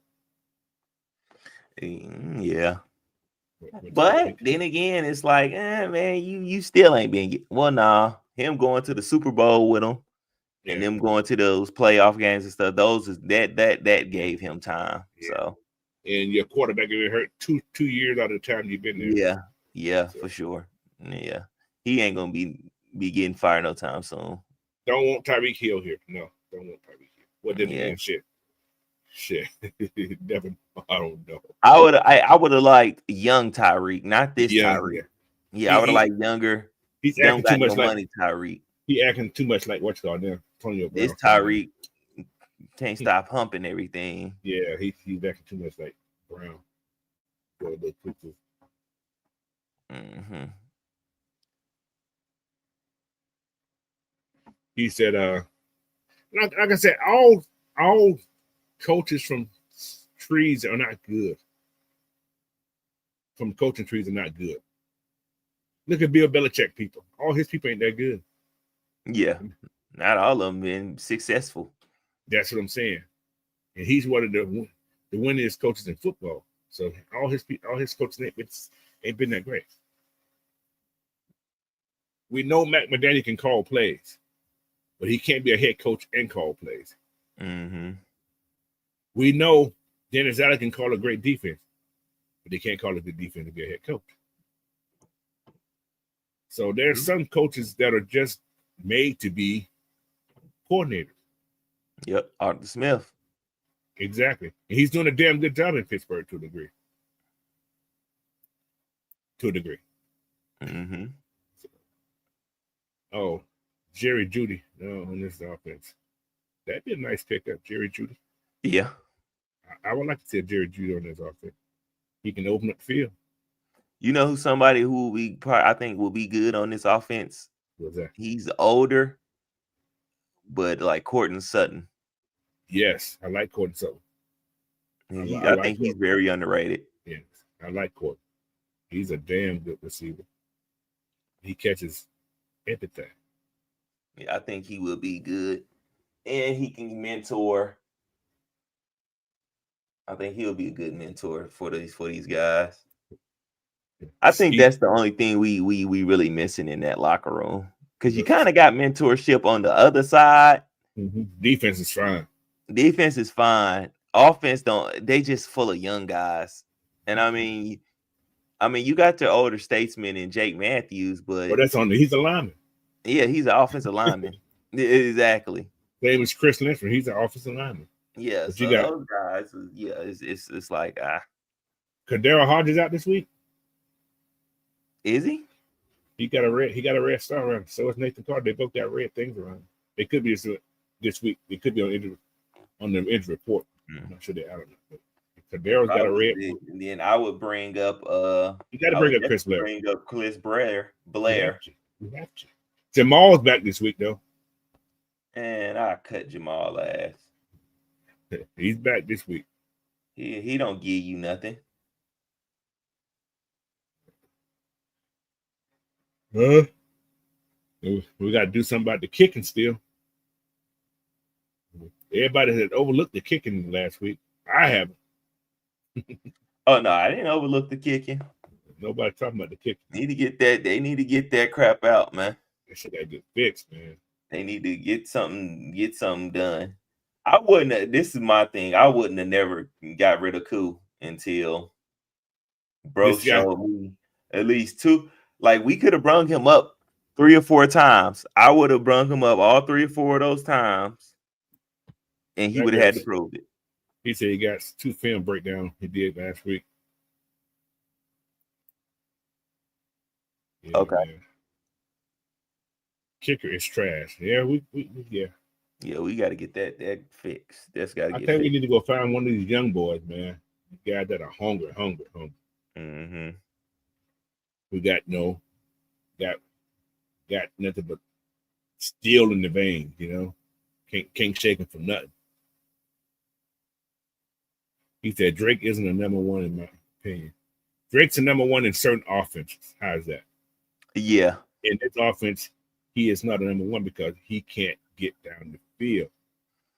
Your quarterback and your wide receiver has to be, especially number one wide receiver. Number one wide receiver got to be the guy. You got a quarterback that can get the ball 100 yards down the field. He can throw the ball 70 yards. Do we got a wide receiver that can go get 70 yards down the field? Who's going to get down the field and the ball's up in the air and he's going to catch it? In stride, we don't have that. If you look at what Penix did in Washington, he had 3 wide receivers that can get down the field and get open. Mm-hmm. We don't have that. And we do got it on the bench. He's on the practice squad, and that's Chris Blair to me. I think Dylan Drummond's the same way. Those speed guys like that. But they're not on the main roster. Why? Because of decision from the OC and head coach and the wide receiver coach said this is not what they want in their offensive scheme. I'm assuming they didn't want to get no wide open guys. You know what I'm saying? So I don't know. Like I said, there's that collab that they was talking about. Is when Raheem came, we collab on everything. Mm-hmm. But this collab ain't working. Yeah. So it is that. But anyway, man, you got anything else you want to say? Talk about that quick, fresh that we haven't talked about? Honestly, I got a question, Coach. Go ahead, do it. And this is for the chat too. If we do, if we say we do fire Raheem Morris, what coaches out there? What coaches out there to get? Oh. Like, who would you really be like, okay, I want such and such, and not like no retread Hell no. or like who's not aging out. He said Mike McCarthy. Nah, I'm good. Did it, okay. I'm for the, okay, Mike McCarthy. What is Mike McCarthy downfall? He can't get it done in the playoffs. Bingo. However, his problem was with Dallas. What's Dallas always Dallas' fault? Problem. Defense. Not even that. The owner. Yeah. Can't get out. He wants to control. Exactly. You got a control freak as an owner. So, Mike McCarthy, if he's given reign of this team, not sort of let Terry do his job, won't be a bad choice. I agree with you. I think he could, because if you look at it in Green Bay, when he had a quarterback, what was his records? He did. He actually won when he got fired. He was winning when he got fired. Yeah, and then it was just a playoffs. It was a playoff. Yeah. So, what would you say? Say you put him on the team? What coaches do you think you can put around him to help that? Because I would keep Albright. Yeah, I would keep Albright. I want to keep Jerry Gray. Well, they worked together, I think, before in Green Bay. So that's a possibility. And I would definitely keep Nate Ollie.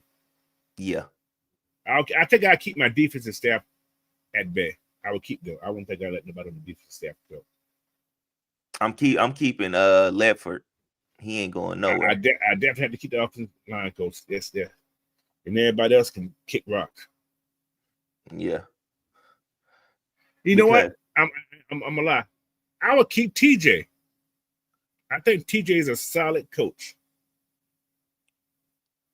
I think he's a solid coach. But I think Matt McCarthy would bring his own offensive quarterback people in. So, but I think he's a good play caller. I think McCarthy is actually a good play caller. He will run the ball. He will run the ball. He'll run it till it falls off. He said Mike Singletary. Mike Singletary can very walk now. He walking with a cane, bro. Yeah. He's good. And I was gonna say also too, because I was like, well, if you look at Dallas, he really didn't have no coaches around him that could help him either, though. His supporting cast wasn't that good neither, though. He had all the picks, people that wanted. So I don't know. Yeah, I wouldn't say Mike McCarthy would be my first, and he wouldn't be in my top 5. But if he got hired, I wouldn't trip. Yeah. But who out the college rank would you go? Okay, I got another one.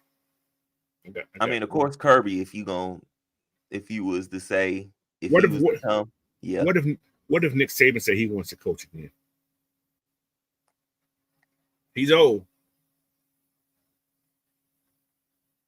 What if Nick Saban? What if Nick Saban said he wants to be a head coach in the pros? Give it one more shot. I don't know. Because I feel like you're just wanting to attempt it, and you're not looking to be long term. So we'll be having to look for another coach in about 2 or 3 years. Yeah. He said Rex Ryan.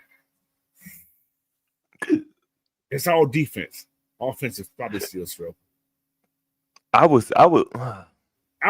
You know what? I would give Rex a shot, but he has to bring in the right coordinator, right offensive coordinator. Mm-hmm. It has to be the right offensive coordinator. I think I would still take. Honestly, I would take a offensive minded head coach and keep Aubrey. They don't seem to work out. I don't think it don't work out because we ain't picked the right one. Yeah, that's true. See, like I think if we had this team now, and then we had got Arthur Smith, I think we would have been fine.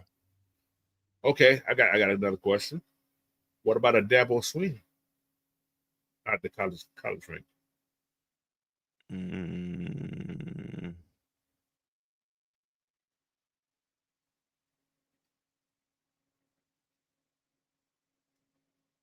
He says Steve Spagnuolo.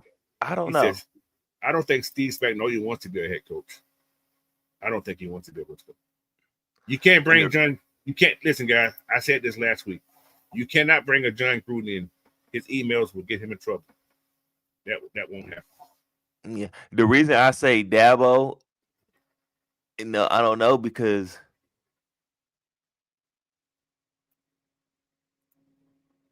the reason I say I don't know about Dabo is because he ain't looked too good without a quarterback. That's true. So I don't know. But we have a quarterback. Yeah, true. We already do have one. Mm-hmm. Todd Monken. I don't think Todd Monken. Could Todd Monken be a? I don't think Todd Monken is head coach material. Yeah, I don't think he's head coach material. I don't want the Lions. Now he just got there. Now, I got another coach out there that I think can get the job done, but he has to bring in the right offensive coordinator. Steve Wilkes. Yeah, I was thinking you was gonna say Robert Saleh. With the right office coordinator. With the right offensive coordinator, yeah. And you think he'll keep Albright? Yeah. Yeah. I mean, you already work with him, and you already know what he going. You know what I'm saying? Y'all know what y'all did. All y'all got to do is have the right offensive coordinator, like you said. Yeah, Mike McDaniel get fired? Yeah. Go ahead and slide him right in there. And he has head coaching experience too. Yes. So that makes a difference too. So his knowledge and you know what I'm saying? Strong staff. There you go. Wink Martindale. That's the coach I was talking about. Oh, Wink Martindale. Because remember we interviewed him. We interviewed him. Yeah, we interviewed him. Yeah. If Tomlin's in Pittsburgh part ways, I think Tomlin retire. I don't think he'll go nowhere. I mean, he's definitely a Hall of Fame coach. So he's a Hall of Fame coach. I don't think he'll go anywhere. Yeah, but it's gonna be interesting, man. We're gonna have quite a bit of, because me personally, I think. But Wink Martindale, he's a defensive coordinator, right? Yeah. Like I said, everything falls on who you bring in for your offensive coordinator. For all these defensive guys, these are great defensive minds. They all are. But it depends on who you bring in for your OC. See, you talk about Bill Belichick. Bill Belichick, his girlfriend would have been in the way. That could have been another reason why he didn't get hired. His girlfriend was in the meeting room with him, so we don't know. We don't know. But Saleh will have the defense ready, and Saleh will motivate. Saleh reminds me a little bit of the guy in Detroit with his bravado. Dan Campbell. Yeah, he has that type of bravado. Yeah. Like you said, I think we need a coach that has that grit. Mm-hmm. I'm here for my players. If you gonna go play, I'm going to play with you, type thing like that. Now, I don't see any coaches out there like that. But Saleh, I guess you can say Saleh's that guy. Mm-hmm. Could be other out there. I just don't see them. Yeah, that's what I was like. I was thinking about that. If we did get rid of Raheem, like who is out there that we can pick up? Yeah. Like right now, I don't want no super old retreads and stuff like that. I want no super old coaches, but I don't want no super young coaches neither. What about Joe Brady? I'm looking at Scotty Robinson coming. Yeah, no, I think somebody said Joe Brady earlier too. I like his play calling. Who did Joe Brady play? He had LSU. Yeah. Then he went to when he went to the pros. He went. I think wasn't it the Panthers? Wasn't it the Panthers he went to? Yeah, he went to the Panthers with Matt Rule. Yeah, with Matt Rule. Yeah. I can't think. He's somewhere still there. He's with the Bills right now. I would take a shot at Joe Brady. Yeah. If Kirby leaves Georgia, I think Kirby gets hired for Atlanta if Atlanta won. Yeah, I would take a shot at Joe. I would put Joe Brady on my list. I like Joe Brady. I think he's a good play caller too. Because he has two, like if he has something to do with the way the offense is working in both the Bills and with the because he was with LSU when Joe Burrow was there, right? When they won the national championship. I definitely think he will bring that, and that I think that style would fit a Penix. Exactly. He said Brian Flores. I think that kid is. Will have to have the right offensive coordinator still. But I think he's blackballed for becoming the head coach, though. Yeah. I hate to say that. I think he's blackballed for becoming the head coach. So I don't think. Because he tried to expose. Expose stuff. Yeah, I don't think Arthur will hire him. I'm not saying that like that, but he has that blackball material. But yeah, that's Cliff Kingsbury. I like that Joe Brady. I don't know about no Cliff. Yeah. Cliff Kingsbury. He's with Washington now, right? Yeah, he's with Washington. Yeah, the OC. I would like him. I would like him as an OC, but not no head coach now. Yeah, not no head coach. He had his opportunity. I didn't really like him as a head coach when he was at Texas Tech like that. He said that Brady had Baker and Darnell in Carolina, and it failed. But that's totally different, though. He was just the OC, and he wasn't the overseer of that. And not only that, Carolina is a terrible organization. He said Greg Roman. I like Greg Roman. I think because he hasn't had his has he ever had his chance at head coach? I've never heard him being a head coach. I think he's been interviewed a lot from a lot of different people. But I think he took over when he took over. Did he take over 1 year when Sean Payton? Was he with Sean Payton 1 year? When they had to when Sean Payton got suspended, was it Greg Roman or was it another Greg guy or was somebody else? I'm not for sure.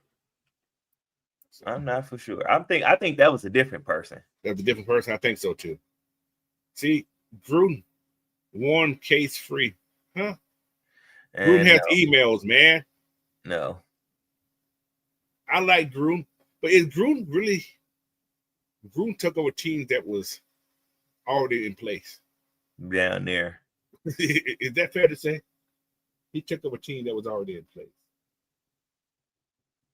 because Tony Dungy built that team. Only thing Gruden had to go in and just go in there and do a little tweaking. That was it. Tweaking. But yeah, I would take that. Yeah, that Joe Brady name. Yeah. That intrigued me. Yeah. So, yeah, I would say like for a bunch of like kind of newer faces, I would like to say Wink Martindale, Joe Brady, and Kirby. Kirby. Yeah. People like he talking about Kirby. But yeah, no John Gruden, man. Oh, and we can add a Greg Roman to that And list Roman. too. We can add And him. And and Robert Saleh. Robert Saleh, yeah. And It's a couple. So that's a couple that's guys. A good seven coaches right there that I wouldn't mind taking some interviews and stuff with. Now, okay, a follow-up question to that is, do you keep your GM or do you get a new one? Oh, Jesus. Because we can Terry Fontenot ain't got into the playoffs as a GM yet, but he has not made bad selections and stuff when it comes to picks, and now he has been a part of a couple contracts so far that wasn't good. Well, one, I'm gonna say, that wasn't good. But as far as, getting talent and getting the players that is needed, he's done his job. He's done that. He's doing exactly what the coaches want, right? Exactly. So it's like, okay, do you keep him and kind of force the chemistry between him and whoever, or do you bring all new, a whole new relationship between head coach and GM in here and let that translate? You don't just be a second head coach. Blackberry said, "Would you hire a head coach for experience or potential? Consider not having any power." I would say I want experience more so than potential. Okay, I got a. Well, this is a great. What's going on? Somebody just put that. Monte Carlo put somebody in there just a second ago. He said Marcus Freeman from Notre Dame. Would you know what's crazy? I thought about that, coach. Would you give him a chance? Would you give him a chance? I don't know. It's honestly, I'm not really looking to give a lot of college young guys a chance like that right now. No. And then Marcus Freeman just got on the map as a head coach. Yes. So I'm not.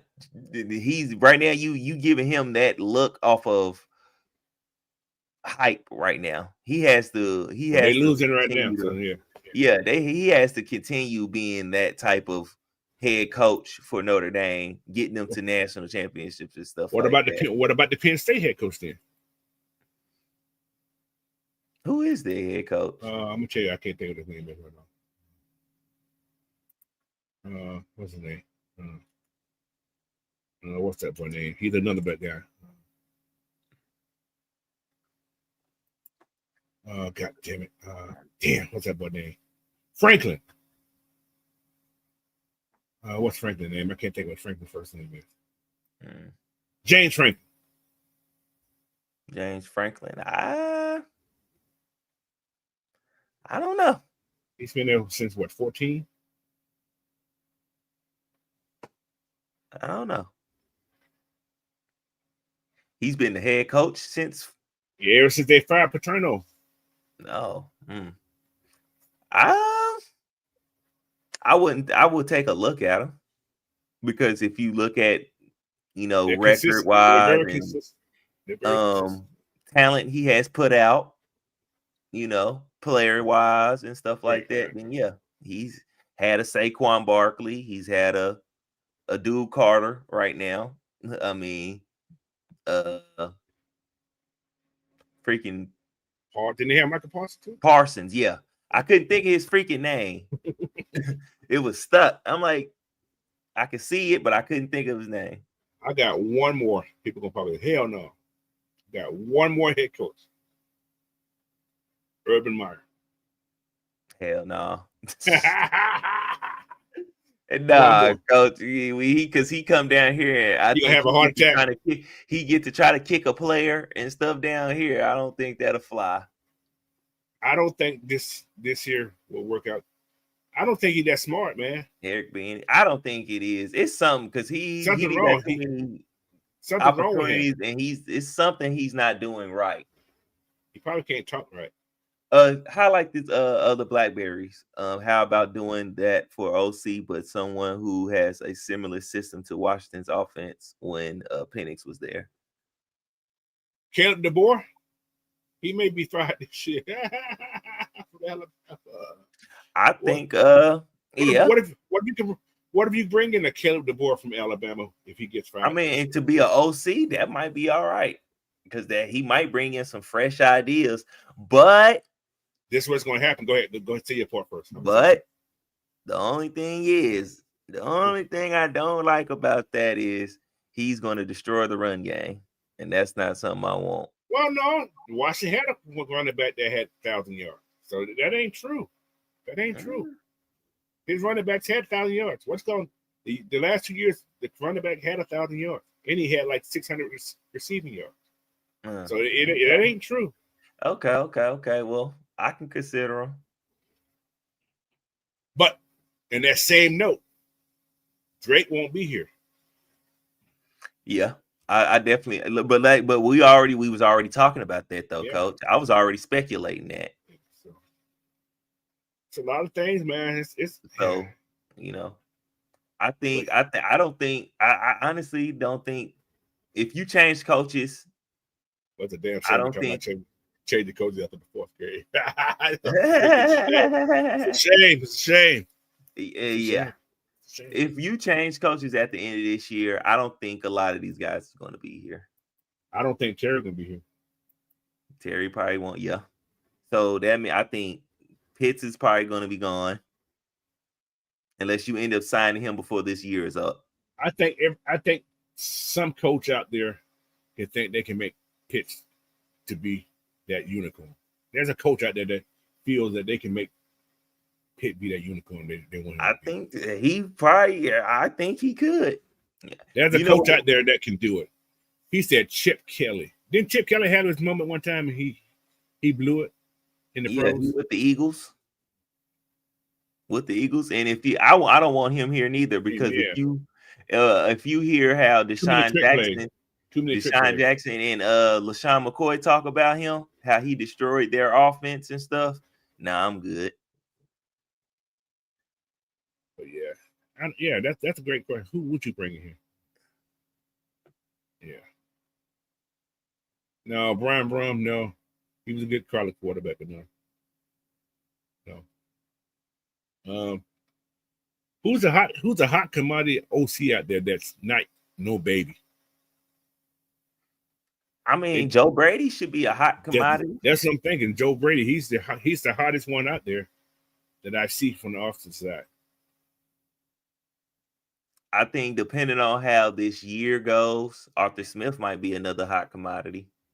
Not back in Atlanta, it won't happen. Well, yeah, not for Atlanta, but I'm thinking you just talking about in general. Greg Roman. Yeah. I don't think he ever had an opportunity. But yeah, Blackberry, I like Brian Brown. He was the player, but he may get a job in the pros one day, but I don't think he said for an OC, but not for a head coach though. You talk about a head coach. I don't think they'll get a OC to bring him straight to the house. Well, it's possible. I don't think they will. But yeah, Joe Brady would be the top choice. Yeah. For OC. Blackberry said as an OC. That's probably, OC. I can see that. It wouldn't hurt. It wouldn't hurt. How's that? But depends on who's the head coach is and what kind of offense they're trying to bring. But Joe Brady, I don't think he would go get him. I think he'll bring somebody who's already in his system, who's one of his people who's under him, and bring him in as the OC. Yeah. Who else is another? Yeah, Greg Roman. I got to start looking into him now. Start looking into him. I mean, yeah, 1-2. Now to be honest, Coach, Ty Monkey might do get some looks as a head coach because he might do get some hype. I mean, if you look at his offense is putting up points. The team is doing the thing. Yeah, the players are like doing stuff. But if Todd Monty come here, is he going to try to make Penix to a Lamar Jackson? I think he would try to turn Penix into Stetson Bennett. Because he'll run the ball. He's gonna run the ball. He'll have him take them deep shots for sure. Yeah, just like he had Bennett. But the same thing, we got to go with wide receivers that can get down that field. Yeah, and that's the only thing I say that will change. Kyle Pitts would be a Pro Bowler. Yeah, because he had Brock and he has Andrews. Yep. So. I would say Todd Monken and Joe Brady might be the two most hype guys if they're looking to be head coaches on the offensive coordinator side. I think those might be the two top hype guys. And also Todd Monken's familiar with the Mercedes-Benz.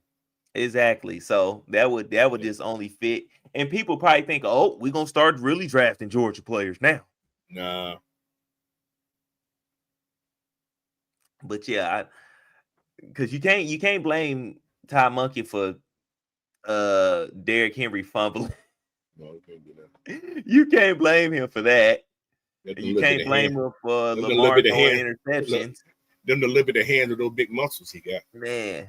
He squeezed the ball right the right muscle. So yeah, I definitely think. Oh my Lord! What's that champagne bag? Oh my goodness! It's gonna be interesting. We'll dive more into it. I'm gonna start doing a little bit more research to see who's out there. Just to think, I don't know, especially in the college rank. But yeah, I really don't know nobody like that. Which coach out there can come into the pros from the college rank and become a head coach? I definitely I want somebody who's already been in the pros, though. Want somebody who because we have Penix and he's still such a young quarterback. I don't want nobody new trying to come and figure out how to be a head coach in the league. But this here could, and like as I'm thinking about it, could Caleb DeBoer come in and be your head coach? His old head coach. Caleb Boyd, I think he can come in and be his OC. Just the OC only? I would give him the chance at being his OC. He had Brent Grubb to be the OC when he was in college. I don't know. Pros is different than college. Yeah, I would rather him. But the difference between the pros and the college, the pros, you're dealing with the players on. You're not dealing with their parents and everybody. College, you got to deal with the parents. You got to deal with the exactly. You deal with a lot more. The pros, as a head coach, I ain't gonna say less responsibility, but it's not as much. It's not as much as being a college head coach. You're traveling a lot more. Yeah. So. And then I think I don't know if this is a thing, but I feel like I wouldn't want him to come in and be a head coach yet. I would rather him come in and see if his type of offense works in the pros first. Gotcha. That's more so than anything. Him just coming up being head coach, and then the type of offense he's trying to run, it doesn't work. But he's trying to run it in Alabama system. Alabama system is a running system. He got running linemen. He don't he don't have pass blocking linemen like he had before. He has running linemen. And last year you had a running quarterback. Mm-hmm. He had a big arm. So it's yeah. I don't know. We'll see. we just got to see. Yeah, there's a lot to think about. Who to say Raheem will get fired? Raheem may take us to the Super Bowl. Yeah, and that's why I say like he may get a whole another year. Yeah. If Raheem make the playoff, he'll be back next year. How's that? Yeah, for sure. Right. If Raheem win 9 games, he's coming back. He's coming back. Because that shows what another game improved. I feel like Raheem has more that can not go against him, but can go for him in the way of him being able to keep his job next year. But if he loses his job after this year, that means everything that went wrong and that was going to go against him happened. Exactly. He always said it's all about winning. You got to win, Exactly. bro. Exactly. That's all you have to. All you have to do is do that part. Do the end result. Get the dub, man. Okay. Shit, we went 30 minutes longer than we said we could. All right. But anyway, any more questions, bro? You got anything else? Nah, that was something that was on my mind because I was like, man, let's get into this coaching search a little early. Let's put some. That's a great point. I wish sprinkle a little dust. He said, I wish Mike McCarthy came out of retirement. Now, I would take a Mike McCarthy. I would. I don't know everybody else. I would take a Mike McCarthy. With this offense, with the quarterback he has here, and the run game he has here. Yeah. Yeah, I would. But anyway, that's another story. I think that'll be some of my off-season videos. Yeah. If speculation is coming that Raheem might get fired, that's gonna be my off-season videos. Yeah. I'm gonna pick out some coaches. Yeah, I'm gonna start looking at some as we're talking now. I'm gonna start looking at coaches in the college rank, in the pro rank, coordinators and everything. But like I say, if Mike McDaniels wants to get fired this year or next year, I'm going to get him. Yeah. I would have to. You almost, I ain't gonna say you always have to, but I would think he make this offense look a lot better with his scheme. I think Raheem would do the same thing. He might be doing the same thing he did with Jeff Ulbrich, wait until he get fired to get him. Yeah. And, actually, that is something. I kind of agree with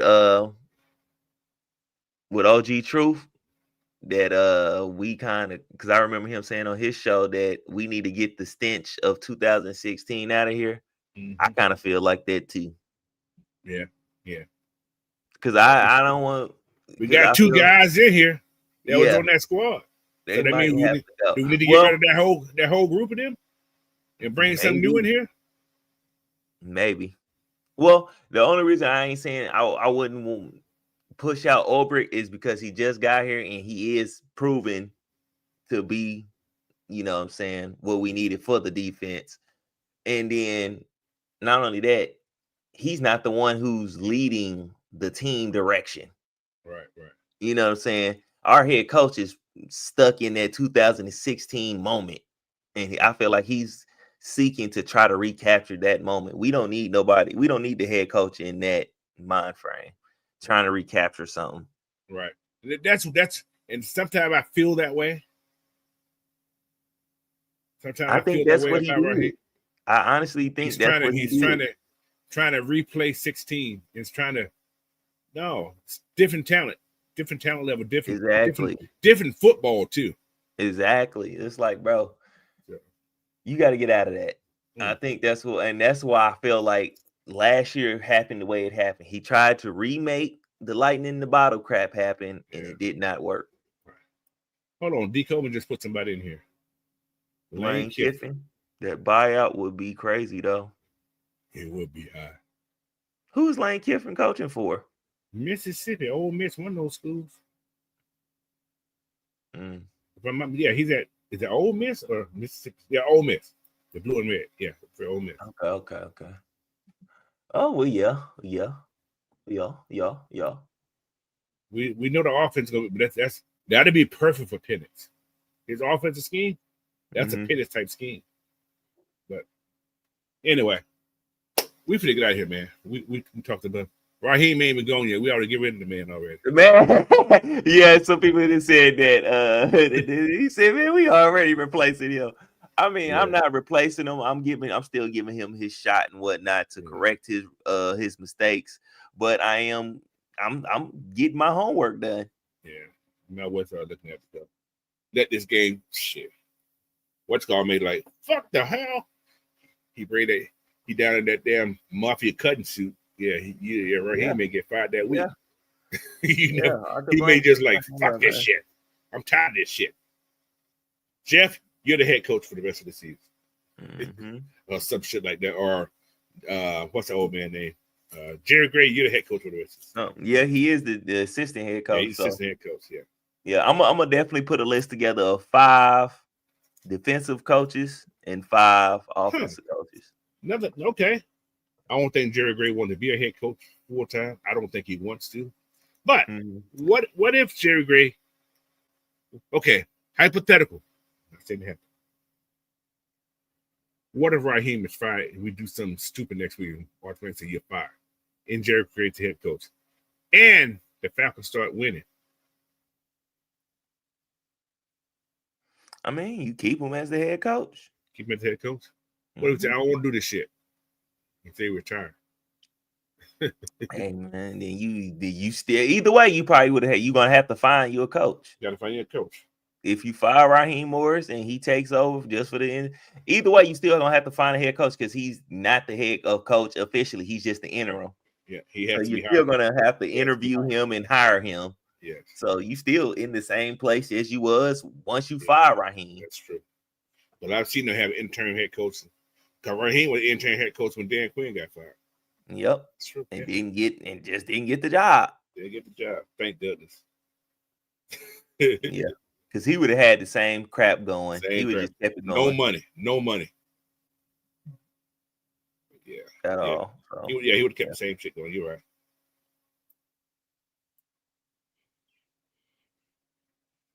Yeah, man. It's just crazy stuff. But anyway, I think I'm finished. Yeah. But stuff pops up sometimes. And I see people say certain things in the chat. But anyway, man.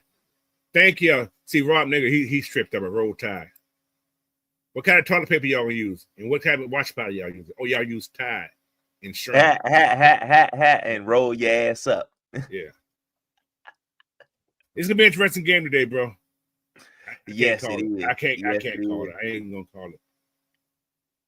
If we can pull out that same performance from last week on offensively.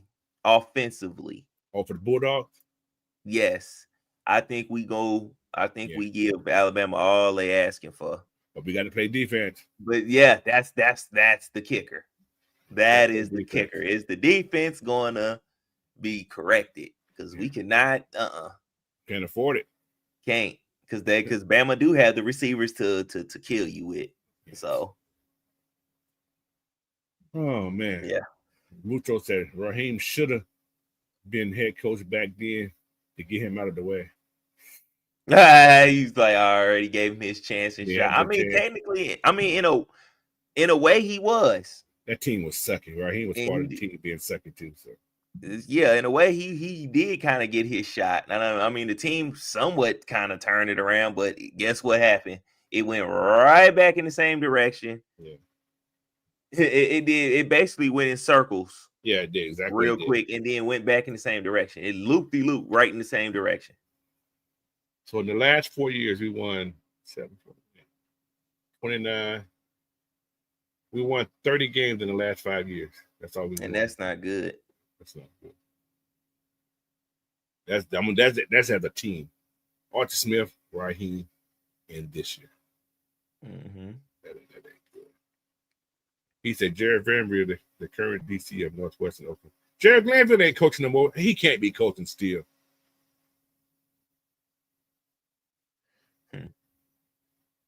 He can't. That man cannot be. Because that man got to be 80 years old. How you say that man got to be 80 years old? He has to be 80, bro. Hold on. You know I got to look at it. How old is Jared Glanville? Oh my Lord. He got to be 80. He said, "What if we win?" I mean, it ain't no fire. I'm not talking about firearm. I'm just saying. I'm just speculating whether or not. I don't actually want him to get fired, but damn. Yeah, but you can't keep. He's 83 years old. Yeah, you just can't keep promoting the mediocrity, especially losing the way you lose. So a lot of things really are dependent on how he lose. If we lose, which we shouldn't. You should win this game, man. But also, too, that speaks upon your coaching. If you are not able to take advantage of a crippled team, how good of a coach are you?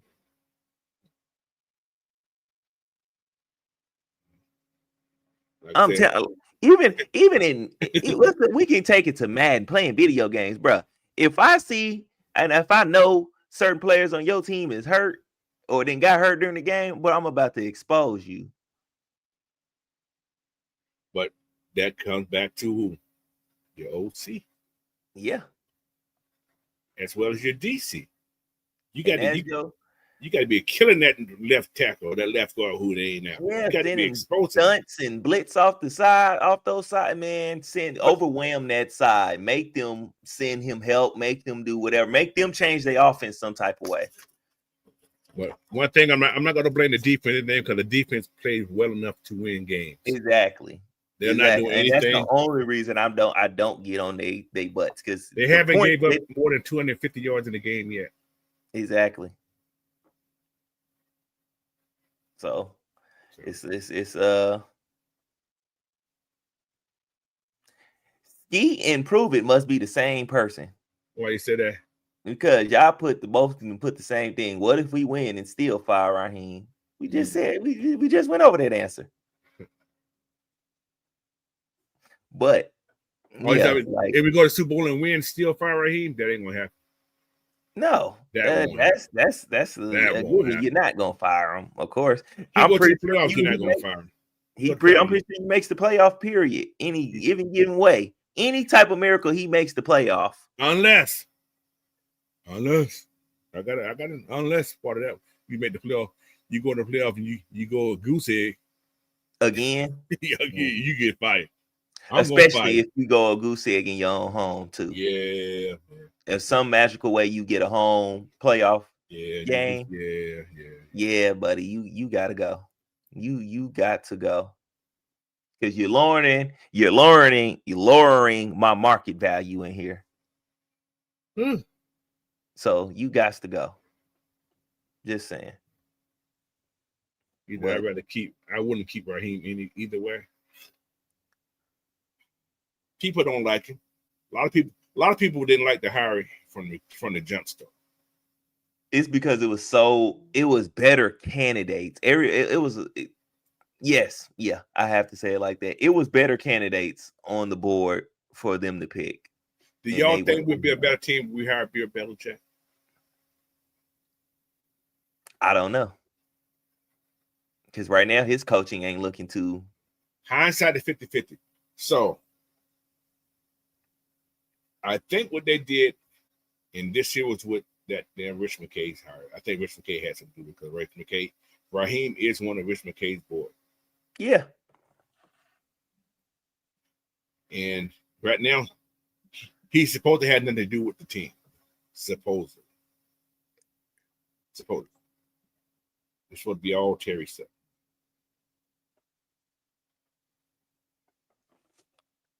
A lot of stuff still. That's why Raheem's still here.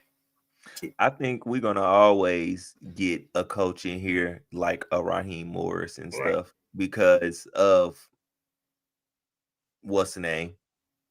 McKay. Because McKay ain't going nowhere. Because that means he knows where the bodies are buried at. Mm-hmm. That means you got to tell Arthur Blank you're gonna lose a lot of connections. You got to fire him, but you're gonna lose a whole bunch of connections with that because ain't McKay ain't he on the board and all this other stuff? So it's like a little bit now. You have to look deeper and be like Arthur Blank. You got to kind of make a decision. Yeah, you got to kind of stop keeping this buddy system going. Southside said, I actually one of the very few fans who didn't want Belichick because of what he has done recently as a head coach. You ain't cheating, you ain't trying. I don't care what y'all talking about that cheating shit. Fuck that. All people cheat, man. He just got caught. That's all it was. Y'all can't tell me other teams ain't doing the same thing he doing to get that for him. Can't tell me that. You can't tell me. Blackberry said, if Ryan Snicker can win the championship, right, he definitely can. That's true. Yeah, for sure. Anything is possible. Like I said last week, any given Sunday, man. I think we fail to realize. I think we fail to realize one of the mantras we always say: any given Sunday, anybody can beat anybody. Last week, it was proven. It was proven.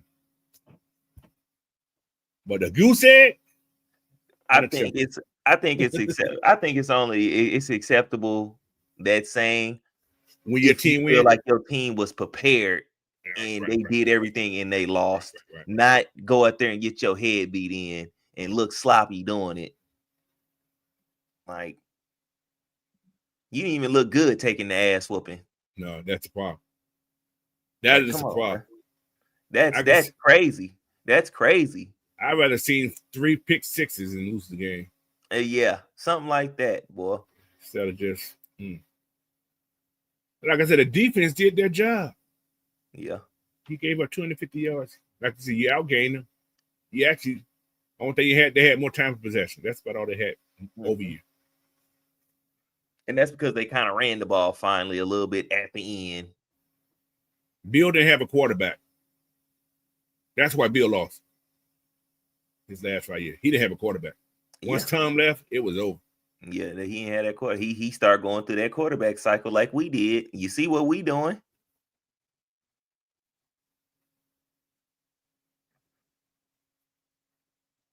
But y'all got to. There's another thing about the Panthers. We supposed to win that game, yes, and so on and so on. But the Panthers, they're rebuilding also, yeah. Yeah. So, yeah.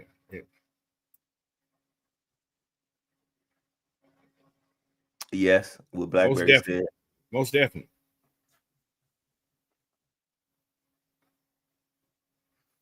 I think he's active this week. He's active. Nah, he ain't hurt. He just ain't. They ain't been using him. I don't think.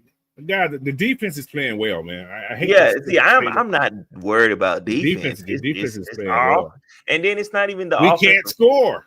Exactly. That's what I was about to say too. It's not even the offense all the way entirely. It's just situational more so than anything too. When you're in the red zone 5 times, you get 1 touchdown because they let you get that 1 touchdown. That's crazy work. That ain't good. Yes. So anyway, we're gonna try to get here again. That was 17 minutes. That's the last time I said that. We keep coming up with stuff. Yeah. All right, now we leave it for real this time because the football game's on right now. I ain't even got TV on because I'll be too busy looking over there. About to eat. Yeah. All right, man. Appreciate y'all, man. Tomorrow, regulator show. Yes, sir. 11 a.m. 8 p.m. Eastern time. 8 a.m. I'm sorry, Shell. 7 p.m. But yeah, man. Live watch party right after the regulator show. I'm coming on at about 12:45. I got to keep the East Coast time. And I don't know if Fresh may join me. I think he may join me. We'll see. But anyway, whoever join me, man, they join me. Yeah. Now, I'll be there. And we're gonna do a post-game show right after the Heavy Hitters Do Their show. Let you guys come on like we did last week, say a couple words, and get on out of here. Win, lose, or draw, we're gonna be there. Yes, sir. But I'm tired of that losing. Like, well, you know what? I don't mind losing, but I don't like to get blown out like we got blown out. Yeah, it's not the losing. It's look ugly. It's how you lose. Look ugly doing it. Look ugly doing it. Because at least if you lose ugly, if you lose, you're looking good losing, I can make some excuses for you. Now, if you get blown out and stuff like that, I can't make no excuses for you. I can't defend you or nothing. I can't make up no lies for you or anything. Mm-hmm. Give me a tool to defend myself with, please. And it is a damn shame. We got more sacks than we got touchdowns. That's funny. Mm-hmm. But the funny thing is, we've been asking for sacks. Yeah. He said Notre Dame running back Jeremiah Long is going on. Yeah, Jeremiah Long. That kid's pretty good. He's gonna be a first rounder this year. Oh yeah, for sure. Yeah, so. Everybody gonna want them, because they like oh yeah. I thought I did this earlier. Just to do it right now. Where's it at? Yeah, wide receiver have no TDs. It's funny how your running back he has the only receiving touchdown. He's a running back though. Exactly. And then your other running back got the only only rushing touchdown from a running back. Well, yeah, man, I gotta do a quick shout out for a semi-sponsor for me. It's from Dream Keys Vacation, man. You guys looking for a vacation, man? Call this number or go to this website right there. I take the banner down, Coach. I'm gonna take it down. I'm doing it. I'm doing it right now. Right, there we go. You go to www Dream Keys Vacation, man. You can do like a workup. You don't have to buy. You're not obligated to buy. You go get this information, man. You don't have to pay for your trip all at once. You can. They make payments on the trip, guys. Plan it out. So anywhere in the world you want to go, Dream Keys Vacation can hook you up. All right. So need a picture's her name. She does a thing, man. But like I said, she's coming up with some new stuff. So this right now, this is what I have for her.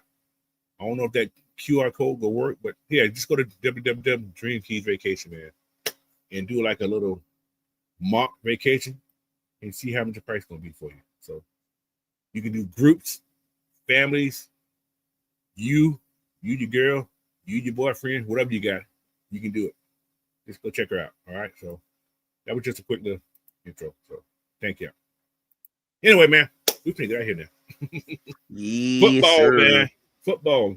We got 3 good SEC games on today. So I don't know who's winning right now, but I know this game on right now. So, but anyway, thank y'all again, man. Fresh, give me your last word, sir. Get your McFoley together. Get your McFoley together. Get your McFoley together, man. Follow me. I put my links in the chat. All you gotta do is go to the top of the chat. They'll be up there somewhere. So, but yeah, we'll be back, man. Follow me, Almighty Fresh on everything, and you always down there catch me on Coach's show, and I'll always be dropping some material for you guys too. Make sure y'all go to Fresh, man. He be having some stuff that I'll be like, that's my break time work. Checking out Fresh. So when I'm on break, I actually got some more stuff I need to do when we get off of this while I'm eating. I got a discount code, but I forgot what it is, Blackberry.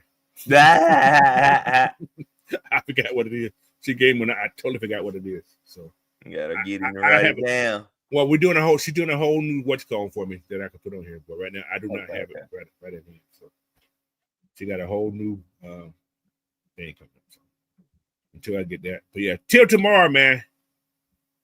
You know Matt is gonna bring it hard tomorrow though. But yeah, he gonna try to follow this 3-hour show. He ain't had a chance to talk about that loss last week. Boy, he gonna be oh yeah, he gonna be cooking. So he had to sit on it. Yeah, he had to sit on it, man. So y'all be prepared for that tomorrow though. But anyway, man, thank y'all again, man. Coach Unchained. If you haven't already, hit that like, share, subscribe button. Same thing for Fresh. Same thing for everybody with the AFN family, man. Make sure y'all hit that subscribe button. Because we do what we got to do. And we have fun doing it, though. All right, so. And that's the bottom line, because Unchained said so. Wow. Okay, that's a new one. Appreciate it. But all right, man, y'all have a great rest of y'all day. I'm hungry. And yeah, me too. I'm ready for some football. Right. Peace. Peace, y'all.